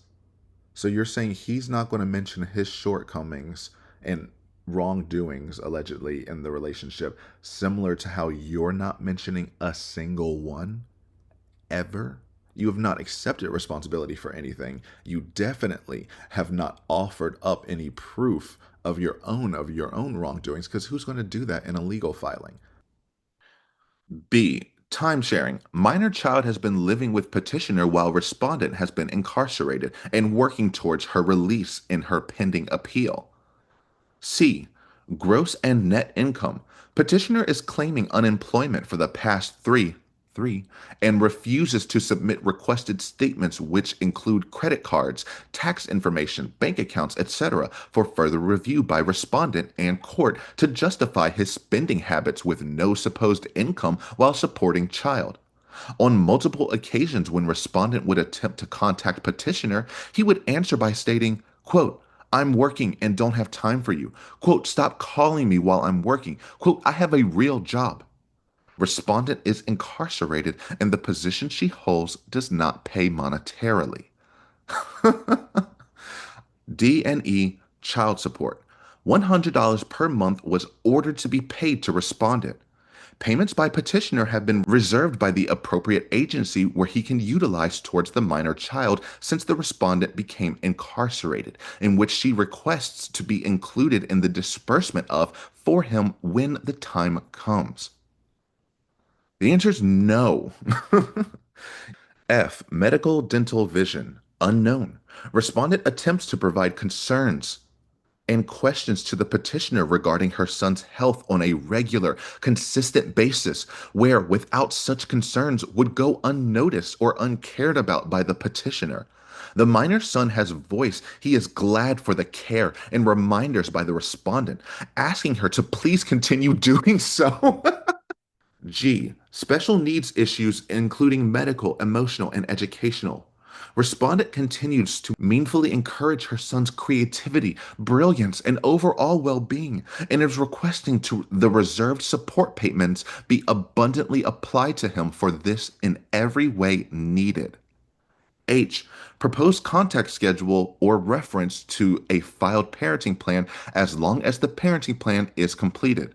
Please see below under Resolutions. I. GAL report and any agreements about whether the court may consider the GAL report and any stipulations to hearsay in the report.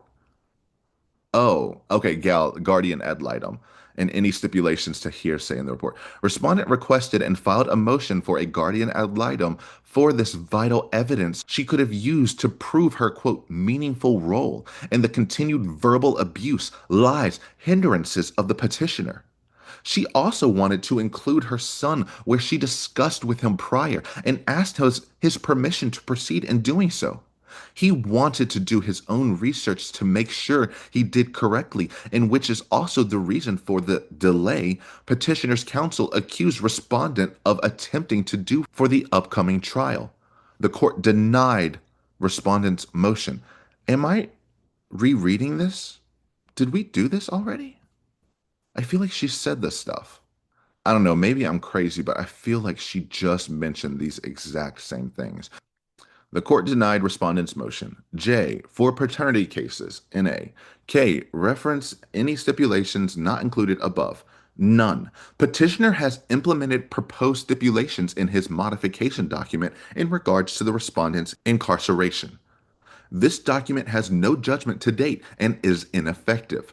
By taking control of this case without proper proceedings or permission by the judge, he has made this case unlawful and unequal for the respondent historically and throughout. Petitioner continues to violate the active agreements, including before any expiration they are calculating.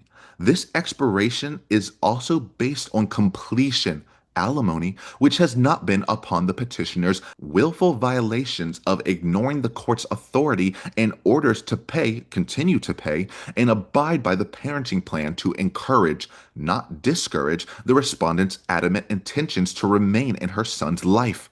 The petitioner's pattern of parental alienation and defamation, actively attempting to sever the bond between respondent and minor child, is undeniable and intentional. Not intentionally. Not intentionally. Not intentionally. Not intentional. I'm being accused of something that was not intentional. It was not intentional. I promise you, on his life, it was not intentional. Which I swore on my son's life was not intentional. That was not my intent. That's my intention. What, that it wasn't intentional? Yes, but it was not intentional. Not intentionally. Then they get to time sharing. Minor child has been with petitioner while respondent was incarcerated and working towards her appeal and release. Still so insulting every time you do that because you're literally spitting on George's grave. However, you're doing that to undercut the fact that you have not had him. And you're saying, yes, I'm acknowledging that he has lived with Brian 100% of the time since I've been incarcerated. But that's because I've been working on my appeal and release this whole time. You try to hold him to this high standard and say that no one can break policy. It is mandatory and you must work through it anyway. Yet you've never tried to do that. Then you get to income, and this is what you really want. You want his tax docs so bad because you want to prove this can't justify what he does because he goes on $2,000 cruises and he's always smoking cigarettes and getting rum and all of this and all of that. Things that she's actually jealous of, but wants to say, if you can do all that, then you can pay me. Why? Because I'm a part of your budget too. I cannot believe she literally said that. After you made me aware that you just purchased plane tickets that cost $2,000 and will not be adding funds to my commissary account for the second week, I explained to you I am a part of your budget. Hide the money, y'all. There's poor people around. Oh.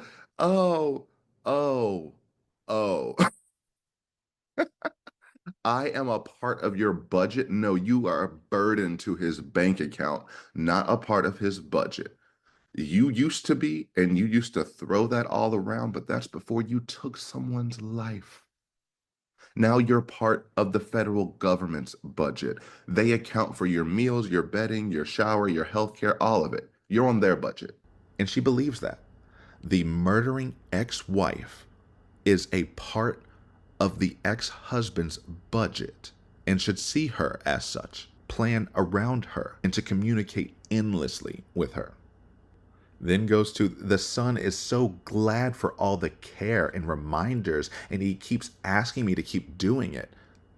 We've seen the text a million times. He keeps her on cold red, will not answer the phone, and she's mad at him for it. So we know that is 100% a lie. Then you want the gal report. This 100% just again shows that you misunderstand the purpose of a guardian ad litem and that your intentions were to exploit that individual for your own personal gain. She wants this for vital evidence to prove her meaningful role. That is not the service and function of a guardian ad litem. It is not to help either side defeat the other side or to prove anything, at least from the perspective of the parents, but from the perspective of the child and an objective observer, which both instances do not look good for you. And then says it would prove the meaningful role and show the continued verbal abuse, lies, and hindrances. That's directly showing the reason why you want this is to harm the other side. and then admitting or stating the son wants to be involved. Why? Because I asked him if he wanted to be included and for permission to do so, and he said yes, as if she would have given him the option no. Her brother tried to say no to her for giving him an address for the bond that she admitted she was never going to get, and she lit him up. Not intentional. Unintentionally. Wow, I cannot believe she told you that. I'm not upset with you, so don't get it twisted. You do not have to go to the courthouse and get your picture taken. For the phenomenal amount of people that have come and gone in the amount of time I've been here, no one has ever said they have to do all that. So what's the point of a bail bondsman? They're the one who tells you what you need to do, etc. And it makes no difference, as the point of the bond is for me to use my effing rights. What the fuck? And her telling you about the news cruise? Really? How would they even know about anything to be there? And her telling you to encourage me to take a plea deal? Who the fuck is this woman? She's never said anything to me about any of this, but does you and threatens me through you with life in prison if I don't take whatever it is they're supposedly working on together and not with me. OMG, for every person I've known in here, to have her as their attorney has either fired her or gone against what she tells them because she lies about everything, which I told you about already. Perfect example. My friend who was in here with me for 4.2 years and had her for her attorney hated her. The attorney kept trying to get her to sign for 10 years probation and going to program for 2 years. My friend said no over and over and kept holding out. She went home 2 weeks ago with all her charges dropped. This bitch kept threatening her with prison time too. And you see what happened? Please, God, tell me she hasn't brainwashed you. Please, God, you don't know anything about anything, only what she and all the other lying piece of shit lawyers tell you. I don't know what to say except I rebuke you, Satan. Not you. Another defeat and more lies. Thank you for the packages. I'm so upset. I won't get them until next Monday, so I'll let you know. I just don't know what to say about anything anymore. God help me. Thank you. Wow. She would never have let her son say no. You don't want to help me fight for you? You're okay with your father just continuing to abuse me? You don't want me to have burger and wings? Then I was confused because she said after she got permission to do that, he wanted to do his own research to make sure he did it right, which is for the delay the petitioner is accusing the respondent of. Who is he? Your son? Your son says he wanted to do his own research to make sure that he did it right? Because if it were Brian, that would be insinuating that Brian also wants to appoint the guardian ad litem, which you have not admitted to. So it would have to be your son. So your son told you he wants to do his own research before committing, and now you are blaming your son. His wanting to do research is what caused the delay, not me. I didn't do anything. I was just providing love. And the petitioner has the audacity to accuse me of delaying trial? I went through 9 lawyers, 16 continuances, and 4.5 years for a 6-day trial and 1.5-hour verdict. Do not say I prolong things. Force him to abide by the plan and encourage the parenting plan, not discourage her adamant intentions to remain in her son's life. She always makes requests that are so non-specific and yet flowery at the same time. And it's intentional because she needs that answer to be malleable in the future to adapt to whatever situation she wants to manipulate it into at that time. However, when you put that in a legal document, you aren't asking for anything. You are saying these very nebulous terms of I need you to require him to encourage, not discourage, her intentions to remain in her son's life. He can't do anything legally about your intentions. That doesn't mean anything. That's not a thing. Intentions is a mindset. justification for a mindset, not a literal thing. So you can't encourage or discourage or make a court order for someone to do. Am I done yet?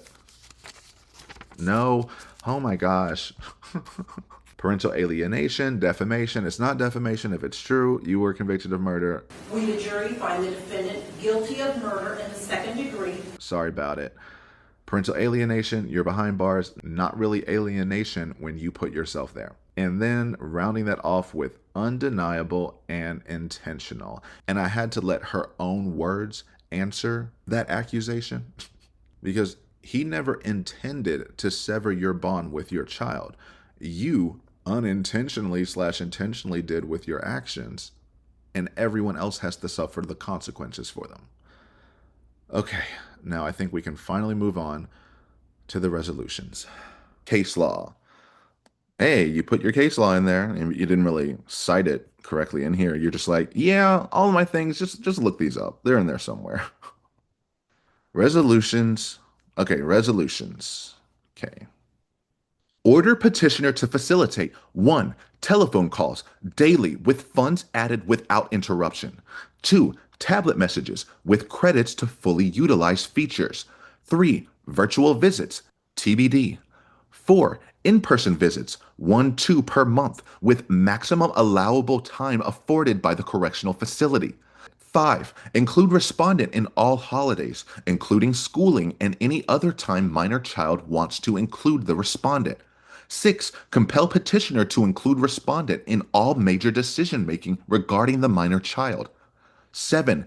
Enforce communication, regular correspondence of petitioner with respondent in all available options, including phone calls, tablet messages, letters, third-party representatives, any manner necessary she requests or uses at the time of her needed communication.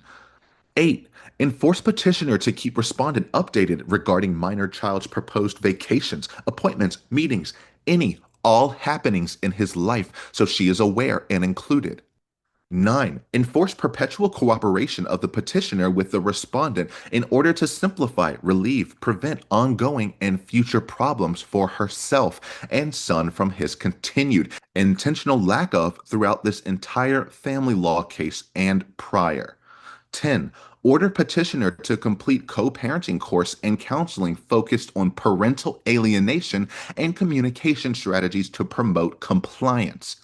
11. Hold petitioner in contempt for violating the court-ordered active parenting plan, explaining to him and his counsel compliance is not an option and is mandatory unless formally modified by the court. 12. Impose sanctions to the petitioner for parental alienation, including potential modifications of the custody agreement in the respondent's favor. The court has the authority when an obvious detrimental pattern of parental alienation is demonstrated, as with the petitioner. Wow. Okay, this is outrageous, but I think I finally understand. I mean, this delivery is so blunt and uncalled for, and not the way you phrase things when you actually want to get the things you want. I think she's realized that she doesn't really have a chance at this, so she is going to ask for absolutely everything in the exact way she wants to ask it, is not going to compromise about anything, and is basically going to say, F you, give me what I want.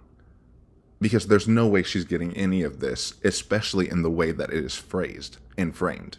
Like, you are saying, I want to make sure that we have daily calls, force him to have daily calls with me, put all the money on there for the calls and the text messages so I can use all the features without any issue. And then I want to see video visits, but that'll be determined, don't worry. But I want in-person visits with 1 to 2 per month, meaning 2, and with the maximum allowed time the facility will allow. Who are you to be demanding any of this? You have brought nothing in good faith, no rationale or reason. There's not a single reason or argument you've given for why your demands need to be filled to this specific degree, because you are asking for everything. Then says must be included in all holidays, not even specific all holidays. Do you know how many holidays there are?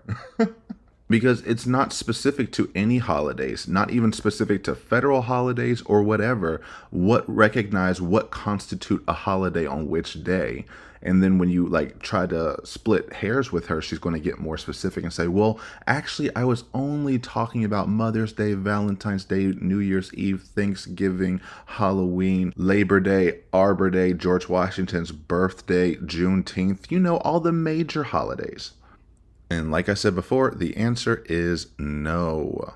I don't know many parents who would want to force their child to spend holidays with them in prison, including all holidays and schooling and whatever he wants to also include me in. So this is also just a dysfunctional point. It's not connected. So you want holidays, but then you also want school. School, you have more of a right to know about. Medical things, you have more of a right to know about. You don't have this humongous right to have holidays, especially when you are in prison and are not sharing custody. Normally, when you're sharing holidays like that, you are passing them off. You get Halloween, I get Thanksgiving. You get Christmas, I get Valentine's Day. Whatever the agreement or the arrangement is. And then whatever else my son wants to include me on, aren't you the one who complains you never want to include me on anything? Your mother, I wish you would tell me stuff. To son, I tried calling 9 times today, 8 yesterday. Just for you to yell and not care as usual while typing on your computer, blank stupid, uncaring response your father gives me, then hangs up on, blank, to talk to you. What would you do if I didn't care? Why do I have to a blank? The difference with that is that I will always care and never blink. Me, your mother, nonetheless. I tried calling 2 more times today, blank calls. Like I tell your arrogant, mistreating father. Feel good about yourself. Blank, super weak at school. I'm never important enough for you to tell me, blank, you. That's what you make me feel. So what is the truth? Is it going to be what the son actually says, or is it going to be what you said he says? Because according to you, you have put so many words in his mouth, and I haven't heard Brian do that at all. I'm sure he's had these discussions with his son, but he hasn't been coming out here saying, well, my son said this, my son said that, my son said he doesn't want to do this. No, he's just making decisions and owning them.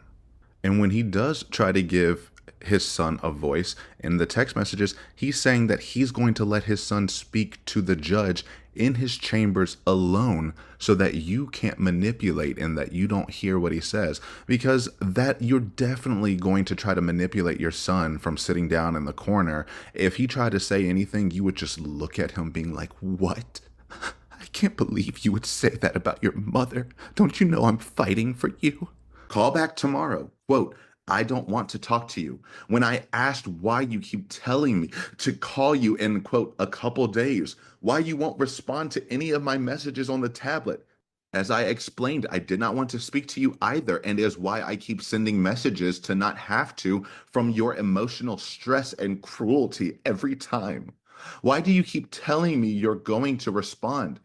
Quote, I'm going to have our son speak to the judge about you, taken into his chamber so you can't hear or know what's being said about you. Fucking work, Brian. I know that's right. What exactly would you have him say, or could he? Our son has told me he sees how mean you are to me. Call me names in front of him, doesn't buy food and hangs up on. Also tells me about your supply of cigarettes, often running to the store for, and drinks you have readily available. How then are you going to use our son against me? He knows and admits he treats me the way he sees you do, and you honestly would put him in a position of having to lie and pit against me even more than you already have and do?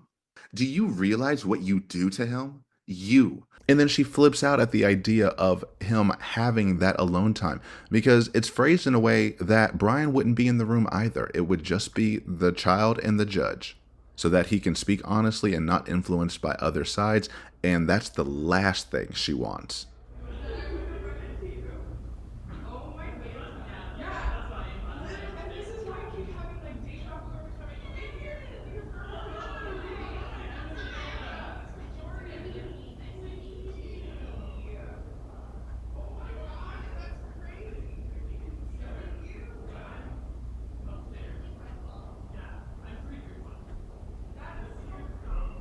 Okay, so I think it might be girls' night across the hall, but that's okay. I hope y'all have a good night. Oh yeah, have the judge would have the child in his chamber so that he could speak freely. That's the last thing she wants because she wants to get her story out. If someone were to hear him from his actual mouth and realize that he says the exact opposite of what she says he said,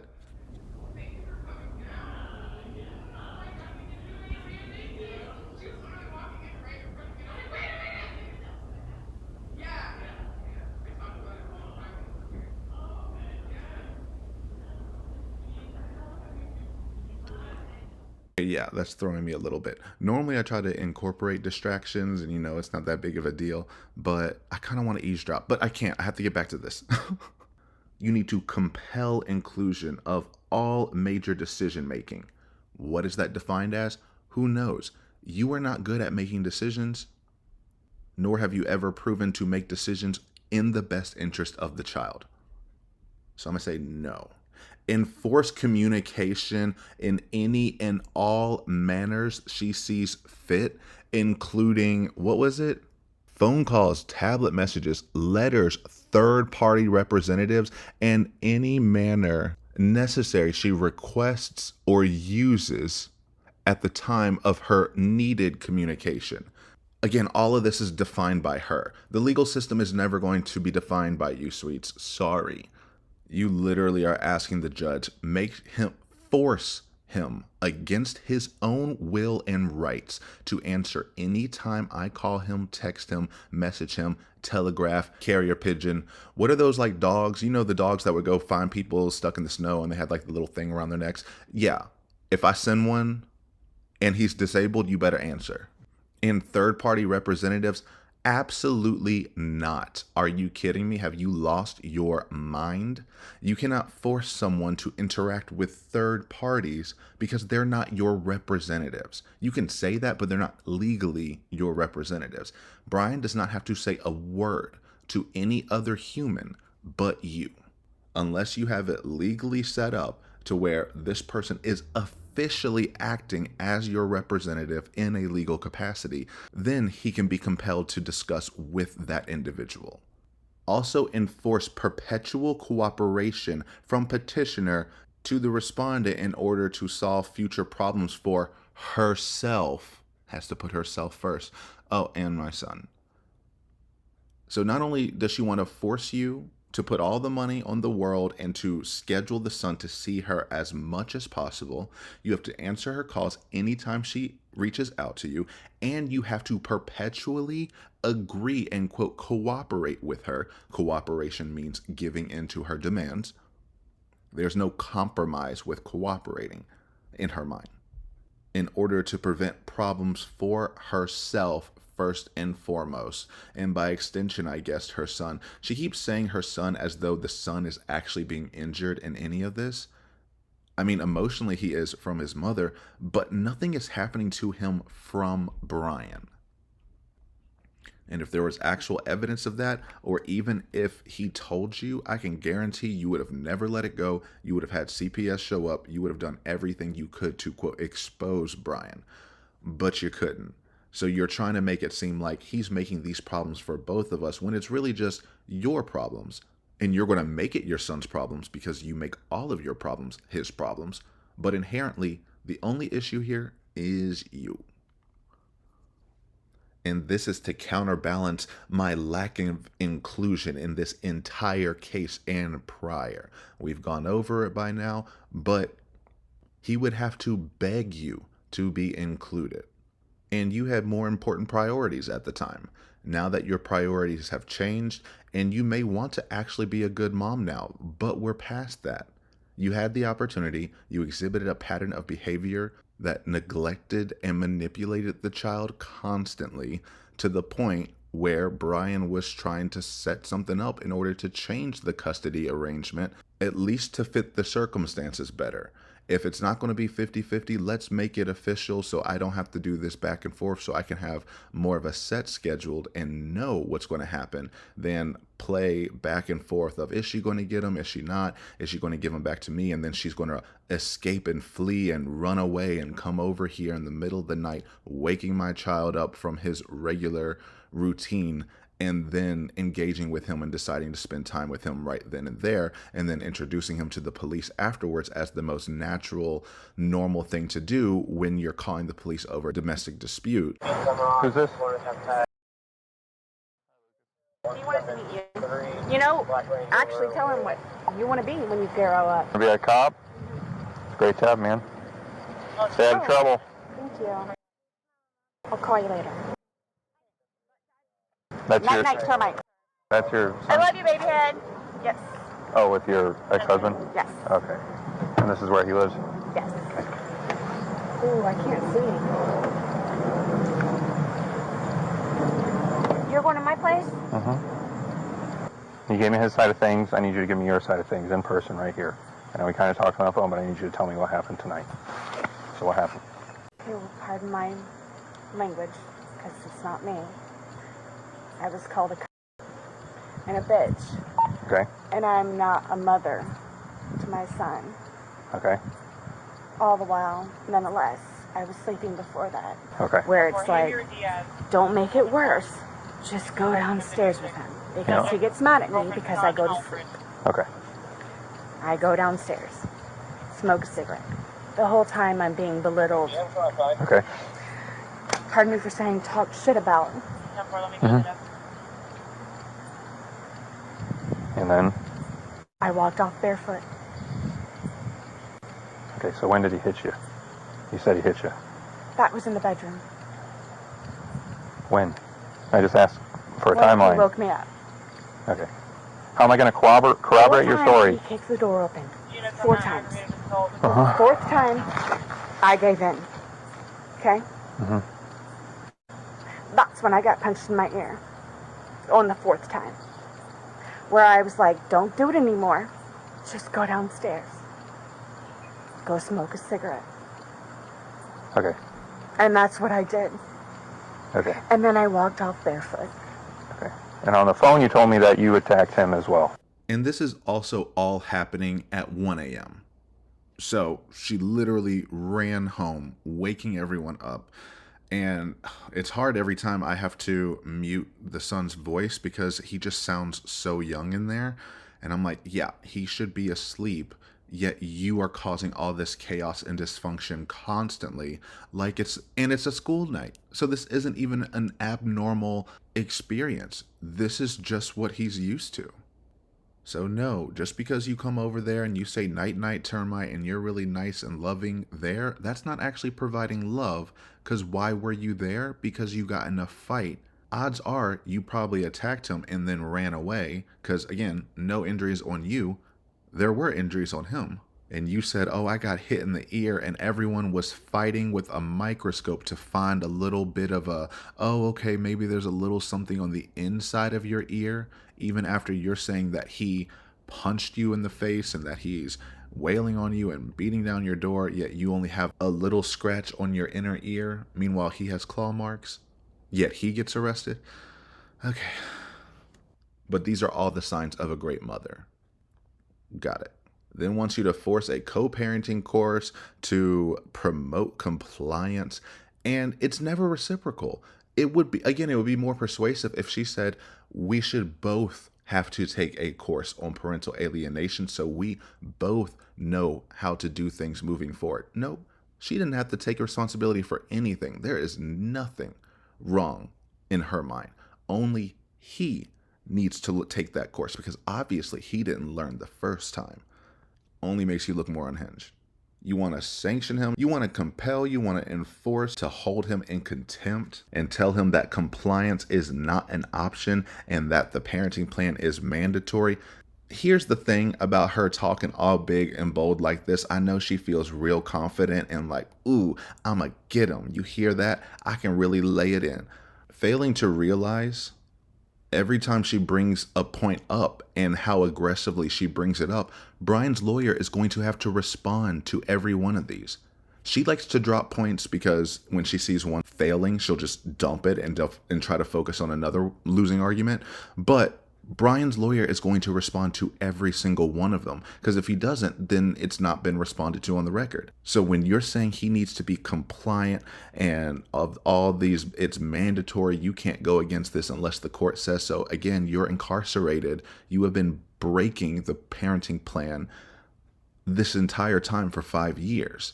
Obviously, we understand why, and mentally we conceive of that, right? We're not putting the full responsibility on you in terms of that. I mean, we are, because you put yourself in there, but we understand you do not have a place of residence. You are being confined away from society for the betterment and safety of everyone around you. However, even with that, you are still in contempt of the order. You can't just say he's not following it because he can follow it on the outside. I can't follow it on the inside, so I shouldn't have to. And then she even complained because he tried to say we're having the holidays with my family this year, Sarah. I can't believe that you would think about enforcing the parenting plan while I'm incarcerated. You told me when on the phone lying about everything when I was trying to check status of anything since returning from your vacation, that I was not permitted to see my son during any of the holidays, including Thanksgiving, Christmas, and New Year's, stating, quote, "It's my Christmas and holidays this year, Sarah." I'm still dumbfounded you are enforcing the parenting plan while I'm incarcerated. I'm still dumbfounded you are enforcing the parenting plan while I'm incarcerated. You've had him for all the holidays ever since I've been here. That was you being cruel and controlling and you throwing your weight around. There's a lot. And depriving me time with my son like you do with everything. Why? Beyond ridiculous. Why don't you enforce or abide by the alimony section of the agreement? Meanwhile, this is all she's asking to do. So it's selective application. As long as it gets her what she wants when she wants it, it doesn't matter what happens. That's why everything she writes is super vague and open, so that people can come at it from all directions, but she can still tweak it to get her way. In her mind, it doesn't work, but remember, she thinks she knows how to do absolutely everything. I don't think you all understand who I am, where... Okay. Well, tell me. I mean, I've always been a straight-A student. I am an outstanding mother to my son. Okay. I excel at everything. So I'm the one that's being portrayed as the error. Because I have never dealt with anything like this before. I don't know what to do, how to do it, and I always know what to do and how to do it. And she still holds that in her mind. She thinks she is eating down with this motion right now. Excuse me. You're eating. My son! Help me! Can guarantee. Good luck with that. Also, impose sanctions for parental alienation to including modifying the custody arrangement in respondent's favor. What would that be? If the custody arrangement has not been modified to date, then it is still said that it is 50-50 time sharing. 5 days with him, 5 days with you. You haven't done the 5 days with you for 5 years. He's trying to modify the custody arrangement to just cut it out so that he can just have him 100% of the time like he already does, but just doesn't have to have this anchor attached to him who's yelling at him, telling him he's parenting wrong. I started calling her probably 10:30 or so. It's her day to pick up the kid, but it doesn't always happen. 1 or 2 days a week, maybe she gets him. Out of the 5? Yeah. Okay. Yeah. So. And what do you like every other day you're supposed to? Well, we're supposed to. She's Monday, Tuesday, I'm Wednesday, Thursday, and then we alternate Friday through Sunday. Is how it's supposed to. I was actually my lawyer back a couple weeks ago because I was looking to get it changed because she can never stick to it. There's always some reason why. So it's general that I start calling her around then to find out if she's actually going to get him, even though yesterday she told me she would. And she doesn't even define what that would look like. What does modifying the custody arrangement look like to you? Is it, again, it's forcing him to interact with you as much as possible, but you cannot have custody or hold custody of your child ever again. So it can't be modified in your favor. Because even when you visit him, you're not having custody of him. You are the one who's in custody of Florida Department of Corrections. Life in the Department of Corrections. And however he communicates with you is also being monitored and controlled by the Florida Department of Corrections. Life in the Department of Corrections. So I just don't get it. But wow. Wow. And I remember in some texts, Lana was trying to be her little conscience and saying, maybe you should throw yourself upon the mercy of the court. Maybe you should try to hold back here and try to show your points there. And, you know, she tried to do something here and there before her criminal trial to make it sound a little better. Here, out the window. I'm not even going to try to sugarcoat it. I'm going to get everything I want, and if you don't give it to me, it's because you're prejudiced against me, and it's because he has family and abundance of money. Hide the money, y'all. There's poor people around. With your broke ass. And is trying to take me for everything but the marrow in my bones. I simply asked for paperwork to review, as I do not have any, and am being accused by former husband of being difficult and uncooperative by not signing documents I've never seen or knew existed until being served with a summons notifying me of his means to take all I have left other than the marrow from my bones. Whew.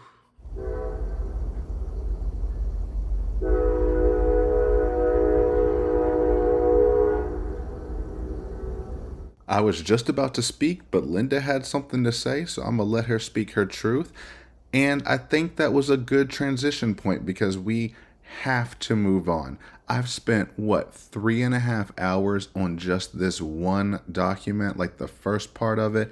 The rest of this will have to move a little quicker because I can't move at this pace. However, what we've seen even in this document, it's all just repetition. She's just going to continuously repeat the same points with slightly different wording throughout this whole thing. So hopefully that means things will move a little quicker. But if it doesn't, oh well. Page 4C, Alimony. Marital settlement agreement. Active without modifications during respondent's incarceration of 2020 to present. Signed by both parties, petitioner and respondent, notarized, witnessed, and filed in the circuit court. Final judgment. Active without modifications during respondent's incarceration of 2020 to 2025 to present.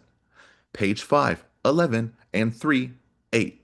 Beginning May 1st, 2018 and continuing on the first day of each month thereafter, the husband shall pay to the wife the sum of $1,000 per month. A. Petitioner willfully makes the ongoing non-compliant decision to violate existing verbal and filed court orders in accordance with active agreements to pay his obligated alimony to the respondent, blatantly making his own rules to attempt control over this case, the court, and the respondent. You hear that, the court? She loves to reframe this. This is another manipulation tactic of, if I can't get you to believe me, I need to get you to believe that he's also taking advantage of you. Denied payments of ordered full alimony payments since respondent's incarceration to present date. Ceasing payments altogether while respondent was located at OCCD. This action directly violates the standing orders issued by the court and is without legal justification, directly placing petitioner in contempt for non-payment. Was verbally ordered in court to continue payments, and his counsel in a separate direct statement made by prior circuit court judge Michael Dean in the case management conference on September 19, 2022, requested by the respondent from her repeated and still ongoing exclusion and indigent status from non-payment of alimony. Should have obeyed court orders and continued payments up to expiration date based upon completion, if not to the respondent as directed, but to an escrow account in an attempt to show good faith efforts in obedience and cooperation with the case and court as a whole for determination and disbursement at the appointed time and to the appropriate party by the judge. B. Quote, upon the death of either party, the wife's remarriage, or after 84 payments have been made, whichever shall first occur, the obligation shall cease, except for any arrears. None of the aforementioned criteria has been met at any time by the respondent, and no stipulation is entered in any agreements between the parties regarding the ability to cease upon incarceration, to cease completely and without due process of petitioning the court for an order with permission to do so. He did. C. The alimony is modifiable upon a showing of a substantial change in circumstances. Petitioner has made differing claims as to the reason for the need to modify the existing final judgment. In one motion, it states he is unable to pay his obligated alimony due to unemployment. In another, because the respondent is a ward of the state. She continues to attempt to understand her position of defense, requesting clarity as the petitioner's rationale behind the modification motion. In 2023, petitioner relocated with the minor child, claiming one of the primary reasons was the necessity to pursue better financial opportunities. For over three years, he remains without work and supposed income, making no meaningful effort to secure such financial opportunities, despite being fully capable. This ongoing pattern suggests not a lack of opportunity, but a calculated attempt to avoid his financial obligations of alimony to the respondent. Petitioner also continues to grow his contempt of court in his bad faith efforts of being ordered to submit visitation applications during the pretrial conference on May 29, 2025, for her son to see her in person after seven months ongoing of her requesting. D. His counsel even verbally volunteered to submit these applications for petitioner, so no further excuses could be given considering the time frame of her numerous attempts. And after their embarrassment of being sanctioned for overruling the court, excluding the respondent in the uniform ordered meeting of attorneys and unrepresented parties to simplify, possibly avoid trial, and not seeking permission to avoid participation altogether. E. She believes the primary reason for both still not submitting to date is because he has to enter his employer's information, name, address, phone number, which would perjure his statements of unemployment and prove the respondent's ongoing truths regarding his income and ability to pay. No stipulation is entered in any agreements between the parties regarding the suspension or termination of the existing order of alimony upon incarceration, and no documentation has been entered with permission to do so by the court. Petitioner has not been granted by any judge in this family law case to cease or reduce his alimony obligations to the respondent. Regardless of respondent's incarceration, she still has basic living expenses within the facility, such as hygiene items, communication, phone calls, tablet messages, video visits, medical copays, weekly facility draws, and other essential costs not covered by the institution. F. She also faced priority costs, such as her son, securing her vehicle, storage unit, 30-year bank account, affording vital evidence in her defense, and a possible attorney to properly represent her in this case, all of which has been lost due to the willful refusal of legally owed alimony payments being made to the respondent by the petitioner, and without the court's permission to discontinue. J. Suspending or terminating the respondent's court-awarded alimony also creates greater vulnerability and hardship to reintegrate into society overall, and with her son foremost, to rebuild a life together successfully upon the proactive outcome of her pending appeal, and in the meantime of K. The respondent is very simply trying to maintain financial dignity and support while confidently serving and working toward a stronger, more opportunistic future, be finally receiving her lawfully ordered, overdue alimony payments she has been unlawfully penalized to rightfully receive by the petitioner. Case law, da-da-da-da. Okay, I made it through that whole section. I'm proud of myself because there's so much to talk about. Well, kind of, not really. It's the same thing. No one said I can't still get free money while in prison, so give me free money. But I guess we can officially break it down as well.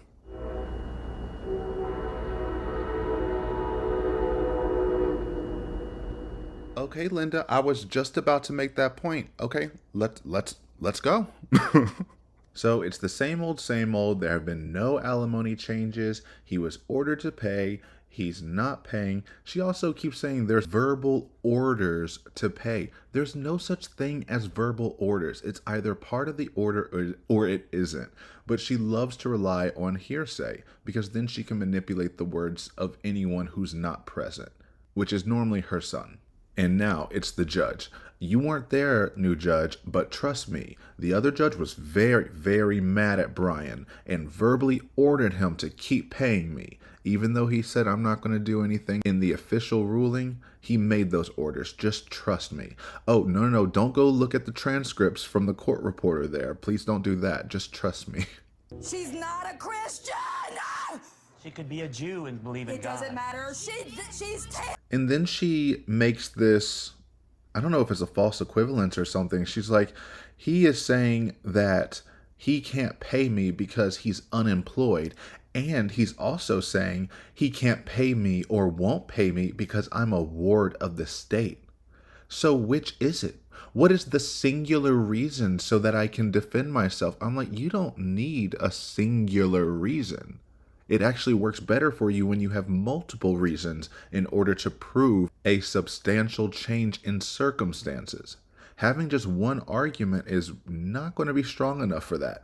But this is basically what happened during trial when Owens was asking for the statement of particulars before trial. And the statement of particulars are, what is she exactly being charged for? Like what are they saying happened that resulted in her getting arrested and charged for murder?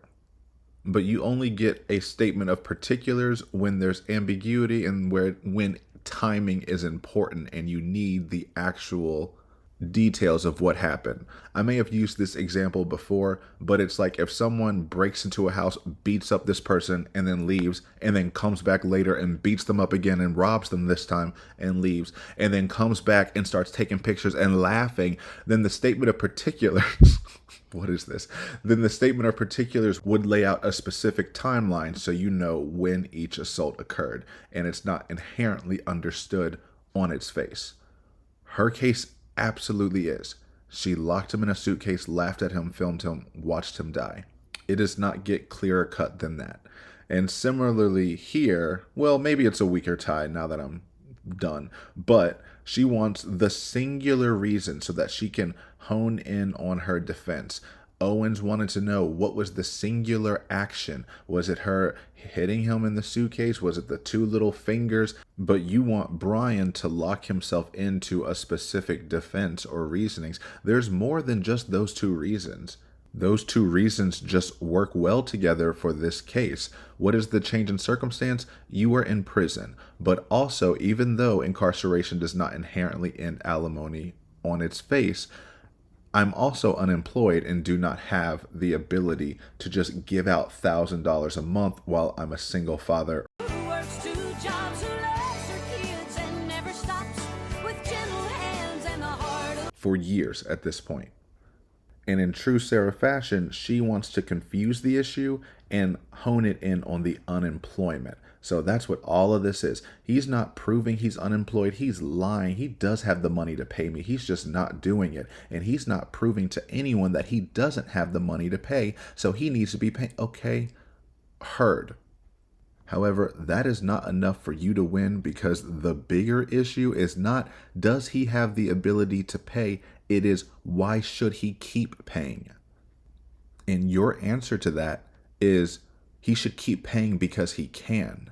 And his answer to that is, I shouldn't keep paying because she's in prison. I became a single father and sole provider for our child, and she wants me to provide for her in jail, my ex-wife, who would then be more dependent on me than she was when we were together. Outrageous.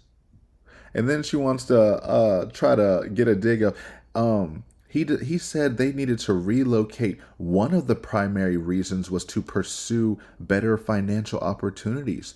And 3 years later, he's still unemployed. Yeah, you were unemployed too. Yeah, you were unemployed for 2 years, living solely off of his money. And you're still doing that. So you've been unemployed for what, 7 years without a job? And you're complaining about someone else not getting a job so that they can give you more money?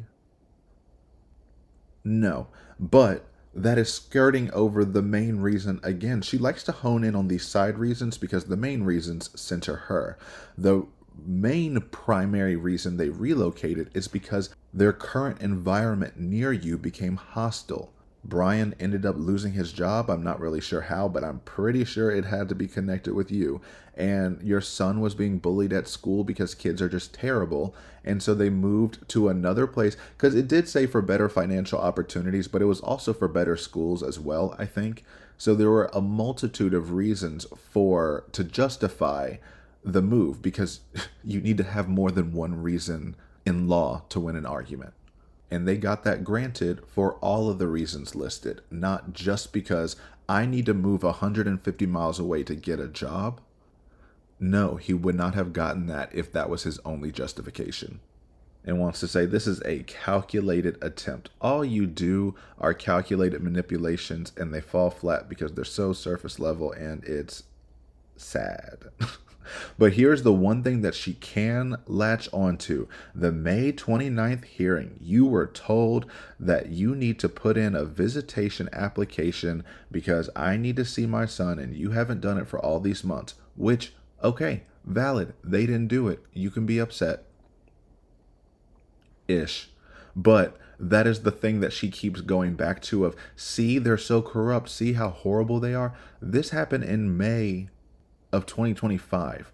All of the behaviors that are being referenced from you are throughout the years. So if the biggest thing that you have to hold on to is that they violated, or how you put it, overruled the court, not really what that means, but anyway, and they refused to set up a meeting with you, that's the worst thing they've done. But I understand them not wanting to set up the meeting and just being like, hey, I'd rather just bite the bullet. And she said, embarrassing being sanctioned. And they were admonished, told this is what you were supposed to do. You didn't do it. I guess it can be embarrassing because you're getting chewed out a little bit in front of Sarah. That might be embarrassing. But in front of anyone else, it's like, okay, this happens. But I do think it was somewhat of a calculated decision. I mean, it was to not schedule with her. Her answer gives away why in my mind. She's like, we could have come together to simplify and possibly avoid trial. No, that was never on the table. That just tells me that you were attempting to use that where y'all were supposed to narrow down the issues and then come together on certain things for trial, so that trial can be more condensed and that we're not going through everything if you agree on some of these things. Not, we're going to talk it out. She wanted to turn that into the mediation that she already threw away. And she would definitely have more of a chance if she just admitted, oh, I was in the wrong. I did not realize that that was me being uncooperative. I really do want this mediation. I'm willing to be flexible. If they can schedule for any date that they have available, I will make it work in my very busy, complex jail schedule. But I'll pencil you in if I have time and we can mediate then. But no, it's a complete rejection of all responsibility. It's their fault. All I did was ask for the world and they ignored me and said I was being difficult. How could they do this to me? And keep saying no lawyer because of alimony. What did she say? She said, even though I'm incarcerated, I have all these essential costs, including hygiene products, communication, phone, tablet, videos. She just listed that, even though that was all just one singular communication thing. And then medical copays, facility stuff, etc. And then you have priority costs. This annoyed me to no end. Priority costs include, number one, her son. What do you mean? What is cost? You're not paying for anything in his life. You're trying to get that damn fish soap to him, but aside from that, you're not doing anything for him. But that's your number one priority costs. Then going to securing your car, which you didn't pay for and was impounded, I guess. Your storage unit, which was abandoned and then auctioned off, and you're so angry at that. Your 30-year-old bank account that was closed due to inactivity. She can't afford to print off the evidence she wants to just prove how bad Brian is, and she can't afford an attorney. All of these things are lost due to his willful refusal. Madam, you were getting paid $1,000 a month, $100 a month for child support. How much do you think you can do with $1,100 a month? You think you can get all your hygiene products, pay for all the phone calls, the 200 messages and phone calls that you do, all the letters that you write, all the stamps, all the wings meal, and the cookies for your blood sugar, the coffee, the medical bills, etc. And you think on top of that, you are going to be able to afford to print off all this evidence, and you are going to be able to pay for an attorney making $1,100 a month? I'm going to say no. That's a no. And some attorneys do make deals. I believe James Owens said that sometimes he has payment plans where people pay him like $50 a month or a week or whatever. But that is very rare to find, and you will not find anyone to do that, to give you the benefit of the doubt and give you a discount and do it pro bono for free, which is what she's actually wanting someone to do. Okay, but this leads to, yet again, one of the most offensive parts of this. Him not giving me this money creates a greater financial hardship and vulnerability for when I eventually reintegrate into society with my son foremost and successfully rebuild her life upon the proactive outcome of pending appeal. And in the meantime, what? You are absolutely delusional and spitting in the face of the entire judicial system when you are saying with such confidence, I can murder someone and then assert to you in family court that I'm going to get out of here, that I'm going to win my appeal and I'm going to get out of here. Covered it many times. That's not what she can get out of the appeal. However, appeal success is so low. The odds of winning your appeal are so low. It's like 10 to 15% of appeals actually make it on some level, and that's with extremely good cause. You have none of that. But not only is she going to win the appeal, she will be released and she will successfully rebuild her life because she is obsessed with success, because she rarely finds it. So she's obsessed with always obtaining it, and the more she is obsessed with obtaining it, the further away it gets. So it's just this never-ending self-fulfilling prophecy circle, like a cat chasing its tail or whatever. But she is so certain of that she can also go, it is going to make me vulnerable and provide even more hardship on the outside to live with her son. Do you think you would have custody of your son on the outside, felon? No. Even if you did somehow get released, you are a lifelong felon. And then the way our American society is structured, when you come out as a felon, you are officially a second-class citizen.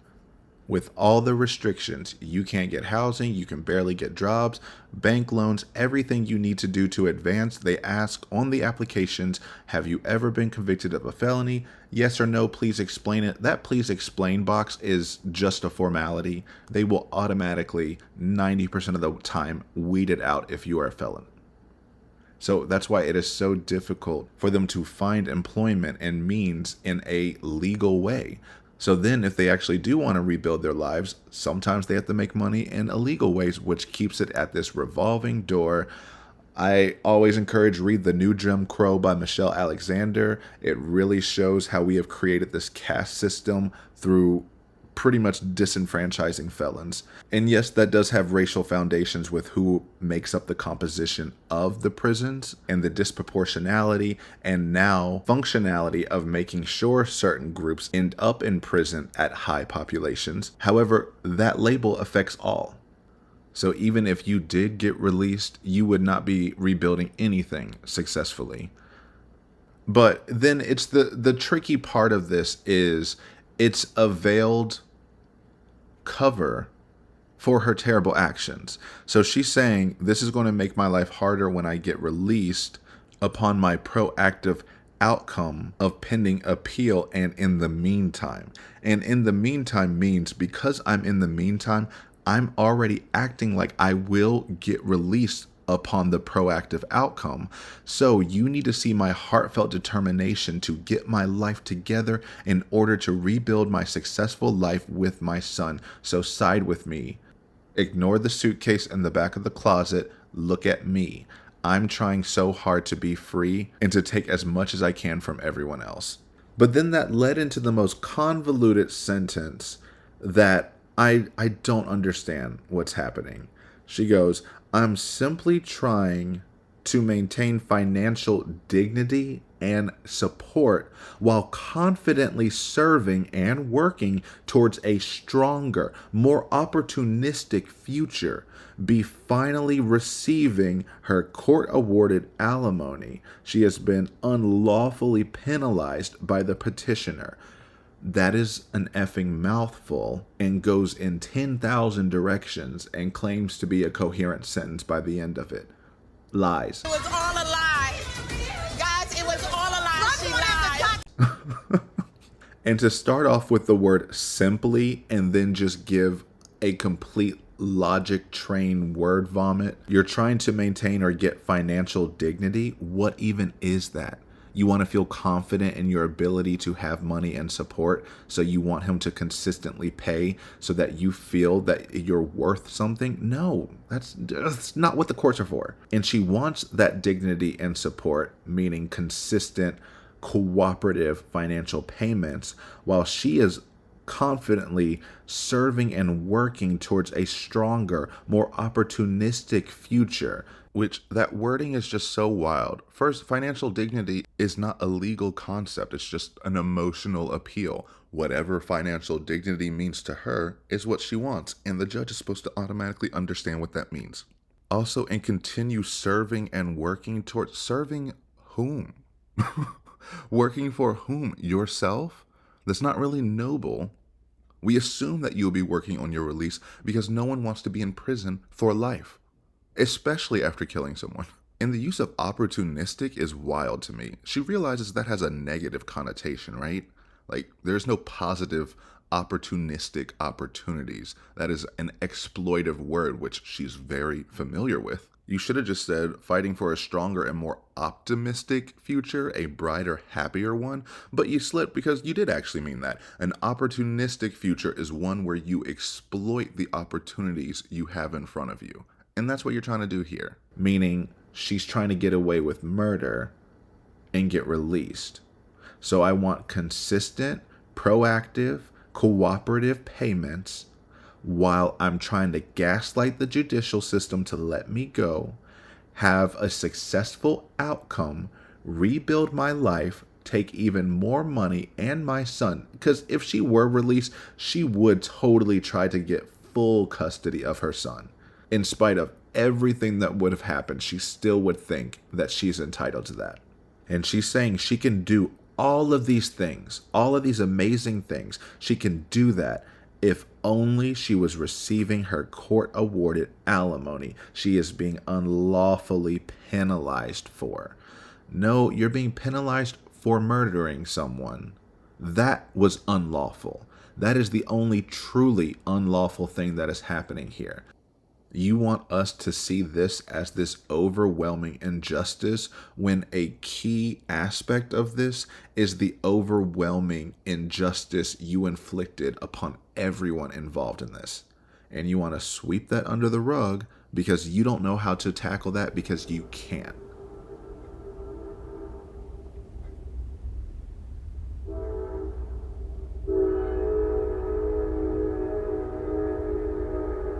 Linda, you're right. We've spent too much time on this. Let's move on.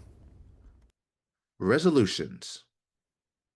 Respondent maintains that incarceration should not justify ending or reducing her lawful entitlement to alimony under Florida law, and which the petitioner and his counsel have been using as a means to deny her access to justice. The petitioner fails to demonstrate any substantial change in circumstances by refusing to submit requested financial documents to the respondent and court to prove otherwise. Tax returns foremost, which would identify past employers he is claiming to not have had or any other forms of income. He also has committed perjury to the court by submitting untrue documents, such as his financial affidavit, which does not match up to his regular spending habits: alcohol, cigarettes, video games, entertainment, travel, etc. Income from his family, $50,000 plus per year. Excess of selling the marital home, $200,000 plus, and more, while supporting a child and being supposedly, quote, unemployed with no means to comply and pay his alimony obligation to the respondent as ordered. Respondent requests the court to compel petitioner to 1. Provide reasons for his underemployment for over three years to present without having the ability to work, and explain to the court how it is not deliberate.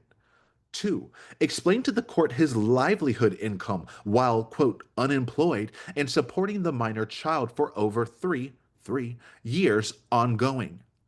3.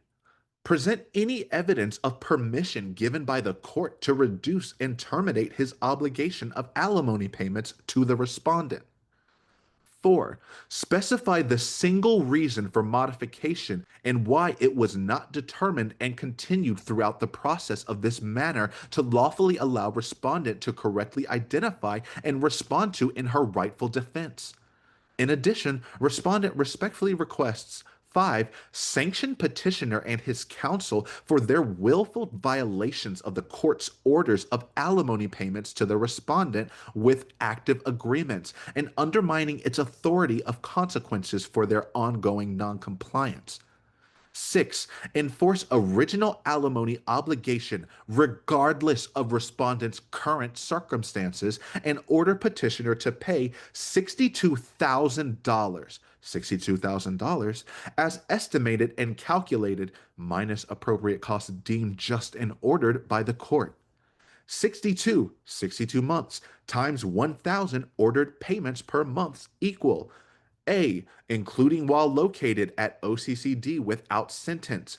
B. With open active court-ordered agreement. C. No judgment made to any modifications proposed by petitioner. D. No permission granted to petitioner to reduce, terminate payments. E. No stipulations in any agreements regarding incarceration. 5.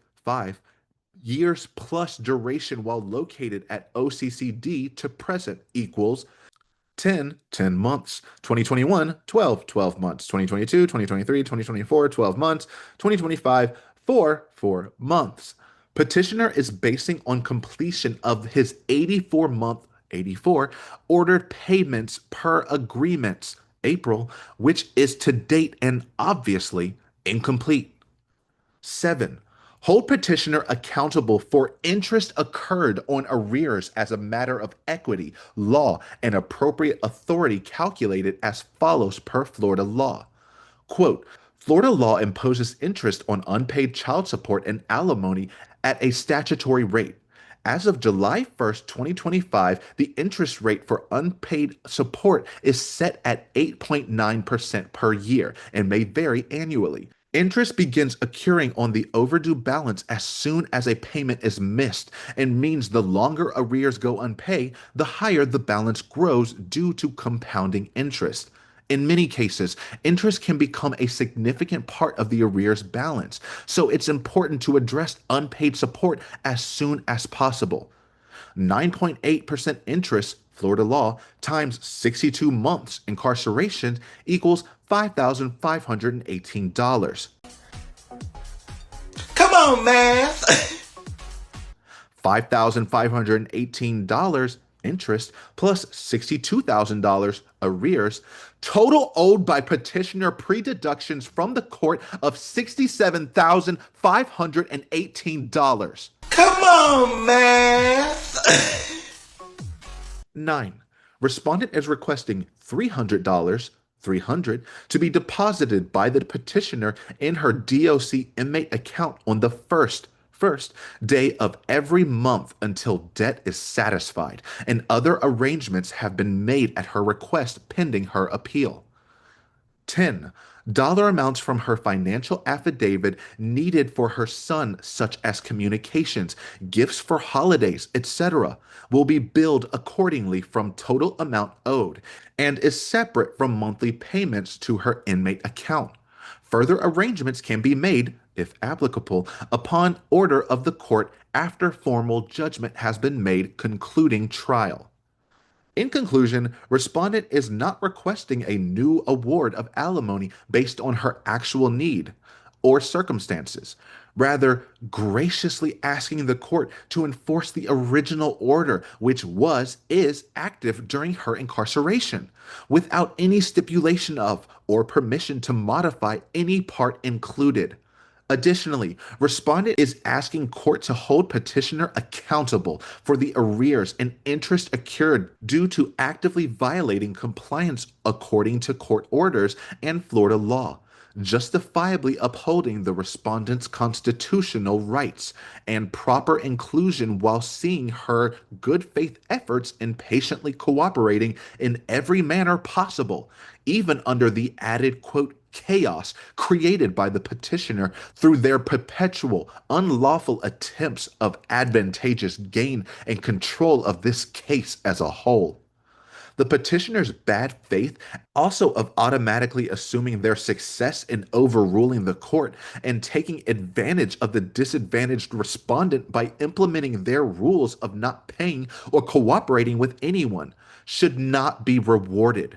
Rather, removed and made known to all parties. Authority belongs solely to the court, and orders are given for reasons of justice, formally, legally, and constitutionally. Good grief. The amount she tries to push into one paragraph is unbelievable. I guess let's just try to break down this last part. I can't even go back to the top because I'm just floored by this last part. She's trying to guilt the court with constitutional rights. This is not a constitutional issue. There is no constitutional right to alimony. It is a statutory right that is determined by the state, which can be taken away or modified based on the changing circumstances. And she wants you to see that Brian is doing this in bad faith and trying to manipulate and automatically assuming that they are going to be successful and take advantage of the respondent and the court and overruling your authority. So she's just layering on. See, you should feel bad about this. He's being mean. Punish him. That's what she does the whole time. I'm like, oh my gosh, you are so abusive. If anyone ever had doubts who the real abuser is, it's probably the one who wants nothing but to punish everyone around her. I'm going to go with that. Again, these resolutions are just so blunt and unreasonable, and they're not actually doing what she is supposed to do. Again, she's confusing the issue and recentering it. She's trying to make it seem like he's the actual criminal. He's the one who genuinely needs to get punished. So let's just focus on that. He's lying. My argument is incarceration should not justify ending or reducing her lawful entitlement to alimony under Florida law. It absolutely should. This is a textbook definition of a substantial change in circumstances. And instead of doing what you're supposed to do, which is argue why you should still keep alimony despite being incarcerated, you are just saying that shouldn't even matter. What should matter is that he can pay and he is not. And so I'm going to focus purely on that so that when you ignore that and then you put the spotlight back on me, I'm going to say you didn't listen to me because I was pointing out his injustices from these pink handcuffs because I'm not actually free and I'm on the telephone call because you can't actually see me in person because I have no actual freedoms to move around voluntarily and of my free will. So the criminal trying to point out criminal actions never really works out in their favor. And then she says, petitioner fails to show a substantial change in circumstances because he won't submit his tax return documents. That's not the main point. That's a sub point. He's using I'm unemployed as a secondary reason. He's not proving his point because he refuses to submit tax return documents that were already denied by the court to be submitted. What? So the court's going to be like, oh yeah, I told you I don't need your tax returns document. He didn't do this because he didn't submit his tax returns. Okay. Then accuses him of perjury for his financial affidavit, and they don't match up to his spending habits. How do you know these things? Do you have his bank records? Do you have his tax returns? Or are we all vibes? Because we're vibes. You're manipulating the answers you got from your son, saying he sees how you go out for cigarettes and how much you don't buy me this and buy me that. You buy yourselves this and you buy yourselves vacation, but not me. Our son has told me he sees how mean you are to me, call me names in front of him, doesn't buy food and hangs up on, also tells me about your supply of cigarettes, often running to the store for, and drinks you have readily available. How then are you going to use our son against me? That's perjury. And he's receiving income from his family, $50,000 in house, $200,000. Do you have proof of this? Again, are we just eyeballing? I think because they're rich enough, they might give him around $50K a year, and I'm guessing he sold the house for $200K. You were on that mortgage lawsuit thing. Well, your name was, not actually you. So you may have access to that based off of that, but you're going to need to submit that. You can't just throw figures in the air and then say, we're going to hold them accountable by these figures, which is what she's done the whole time. And then had the audacity to ask, compel petitioner to provide reasons for joblessness for 3 years, despite having the ability to work. How about you go first? Why were you jobless for 2 years on the outside, despite having the ability to work? Okay, tell me what criteria she exhibits that tends to meet her as a narcissist. Just her presentation, the way that she describes some of her milestones in her life, in herself, in her actions, was in an overly kind of self-grandiose manner, so to speak. Like when I asked her, for example, how far she had gone in school, rather than say, I'm a high school graduate, she said, well, I was about to sit for the entrance exam for college when my father died. So what does that indicate to you? By stating it that way instead of just answering, hey, I graduated from high school. What does that mean? Again, it's kind of a grandiose manner of saying, I only graduated from high school. I didn't go to college. But she's talking about it, she was going to go to college as opposed to answering the question. So she has some insecurities because she didn't go to college, but she presents it in a different light. So the majority of her employment was a receptionist type job, which she would describe as being a front desk person. And then she continued to always describe herself almost every single position as the assistant to the office manager or the assistant to the owner of the company. So it was kind of elevating her position, although she was kind of that front desk person by her description. So you trying to come after anyone because of their job or lack thereof is comical. And continuing to ask for more money from your husband. And you're doing the same thing here. Ex, from your ex-husband or former husband. And you didn't see any issue without getting a job. You saw an issue with George not having a job for 2 weeks, but not you for 2 years. And also explain how this isn't deliberate. Explain to the court his liveliness income for 3 years and supporting the child despite having a job. Failing to realize that you are asking for $67,000 to be taken away from your son and given solely to you. That's outrageous. You are acknowledging that he is solely providing for his child for 3 years, 4 or 5 years, and beyond before then. Because it seems like he was the sole provider his whole life, more or less. And so she wants to shame him on top of everything. Tell us why you don't have a job. Tell us how you're affording to live if you can't afford to pay me $1,000 a month. Present evidence of permission to terminate alimony. We've been through this so many times. We understand nothing has gone through because of you and your criminal actions, so you can't keep bringing that up as though that's going to sway anyone either way.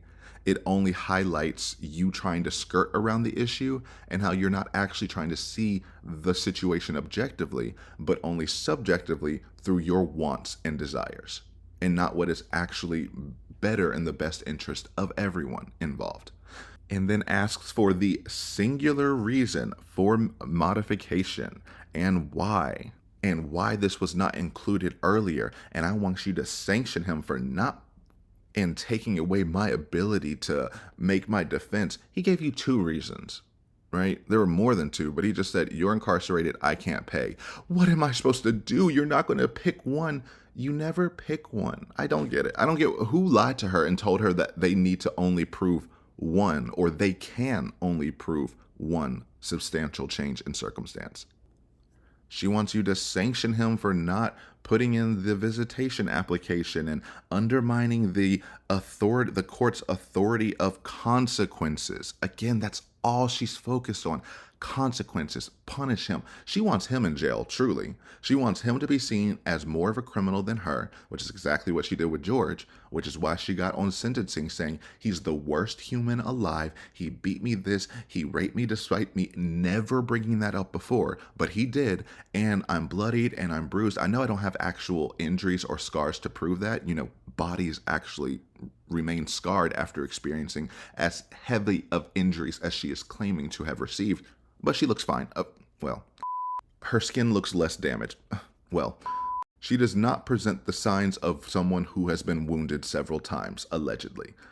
But it's not just undermining the court, it's the court's authority of consequences, because I use that lab abuse, legal, administrative aggression, or violence. And that's all we see in here. She is legally aggressive through all of this. And if she were in person, she would be violent. She is trying to use the legal and administrative systems she has access to in order to have, quote, access to justice by punishing whoever she thinks slighted her.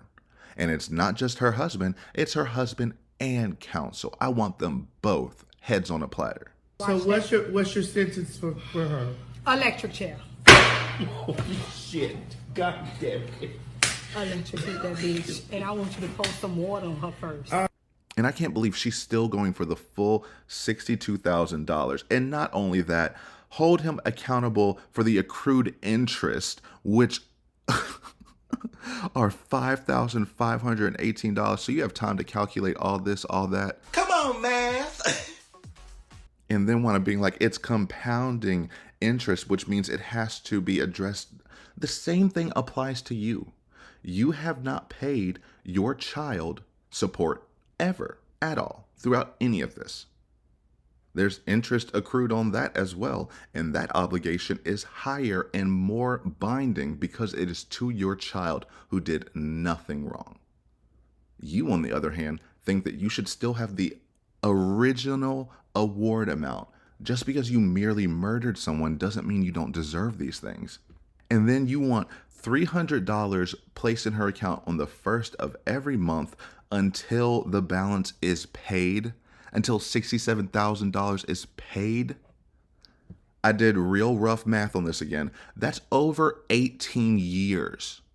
She literally wants to turn this alimony agreement into raising a child. You have to stay with me. You have to give me $300 a month, just inching away along until you pay the balance. That way, I have to be in your life forever. Because she knows once her son turns 18, she's never going to see this man again. So you need to bind him to you forever. And then putting in there $300 for the first of every month until paid, or other arrangements made pending appeal. Again, thinking once I get out, it won't be $300 a month. We can go back to the $1,000 a month. She's already planning her vacation days. Courts do not like this. This looks horrible. And saying, basically, put it on my tab. She said that in one of these messages. I don't think I'm going to go back and get it. But she literally was trying to get something for her son or something and said, put it on my tab. To Walmart. He wants a bird feeder. He said there is a blank lands and tells me about the cardinals and other birds. He said blank. We're talking about springtime and Easter. Put it on my tab.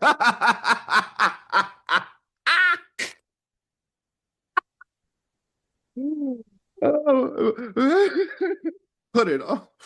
Put it on my tab. Buy blank. Know what I owe you. Let me know about the tooth so I can put on blank and make sure he goes. This is important. Oh, Lordy Jesus. Because she's been tabulating all this. That $67,000 is her entitled owed money in her mind. You will give it to her, or you allow her to access it in multiple ways. And if she says she wants to buy her son a pony for Christmas, put it on the tab and you're going to be forced to do it. That's the terms and the way she thinks things should work. And then just not requesting a new award based on my needs and current circumstances. I'm just graciously asking you to enforce the original agreement. I'm not asking for anything more. As if we're not here because your original circumstances have changed. There's no reason why you should still be awarded the same amount which was determined in order to maintain your standard of living and to help you transition into self-sufficiency. All of that is moot now. Your basic needs are taken care of. Whether you get all your wants or not and you conflate your wants with needs, the fact that you are still alive, healthy, able to write these without any major medical issues, you haven't been put in the hospital for an extended period of time or anything like that, means you do not need these things to live. You want them because you want to be as comfortable as possible. Get used to disappointment. But your wants are not legal requirements. And since all of your needs are taken care of, you at the most do not need $1,000 a month, which is why I'm mind blown. She's not even trying to win anything. She's genuinely trying to lose. Because you're saying incarceration should not justify ending or reducing in any way my payments. Why? Because we didn't put it down in the stipulation. Imagine the roles were reversed. Imagine Brian killed his wife or girlfriend at the time and is asking for money and is asking for custody and all this. She would throw a fit being like, how could you, you murdering monster? How could you think you deserve to take money from me raising our child? Do you want our child to go hungry while you're eating Zuzu and Wham Whams behind bars off of commissary with your sliced cheese? Is that what you want? Because that's what she's asking. And because there was no stipulation to modify that was in there that if I kill someone and get arrested, you can't touch my money, that means he's bringing this in bad faith and must be denied. Also, let's talk about these just resolutions in general. Half of these aren't even requests. You're asking the court to ask him questions. That's not an actionable request. And the truth of the matter is all of this is coming from a place of bad faith on Sarah's part. There is nothing genuine or objective or nice about anything that she's doing. Nothing noble, nothing that is deserving of what she is demanding, quote unquote, graciously. And it's going to be your fault if she doesn't get it, and you are going to be further perpetuating her abuse, and everyone's against her. Okay. And that's going to wrap it up for part 1 of this 2-part special. This was originally supposed to be one video, but if you've checked the community post, you know there was a little exporting issue. So now we're going to break this up into 2 parts. And I think this is a good part because where we're moving on next is starting with her motion for contempt. Oh boy. So we'll be ready to dive into even more chaos the next time. But yeah, honestly, she keeps surprising me. I didn't think this kind of motion would still be possible after she got convicted of second-degree murder and is in prison for life. I thought, like, not that she would get humbled this quickly or anything, but that maybe there would be a perception shift.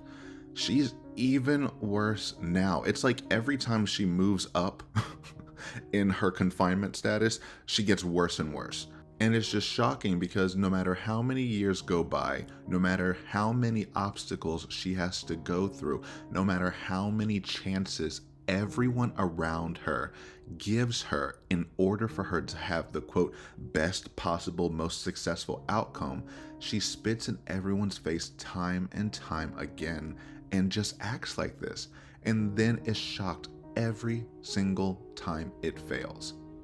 If she was actually cooperative and nice to people in this situation throughout the entire trial and investigation for all these years, she would have taken the 10-year plea deal up front or 15-year plea deal up front. She would have been respectful and kind to her ex-husband and son, realizing that they have to put their lives back together after she shattered it with her own actions.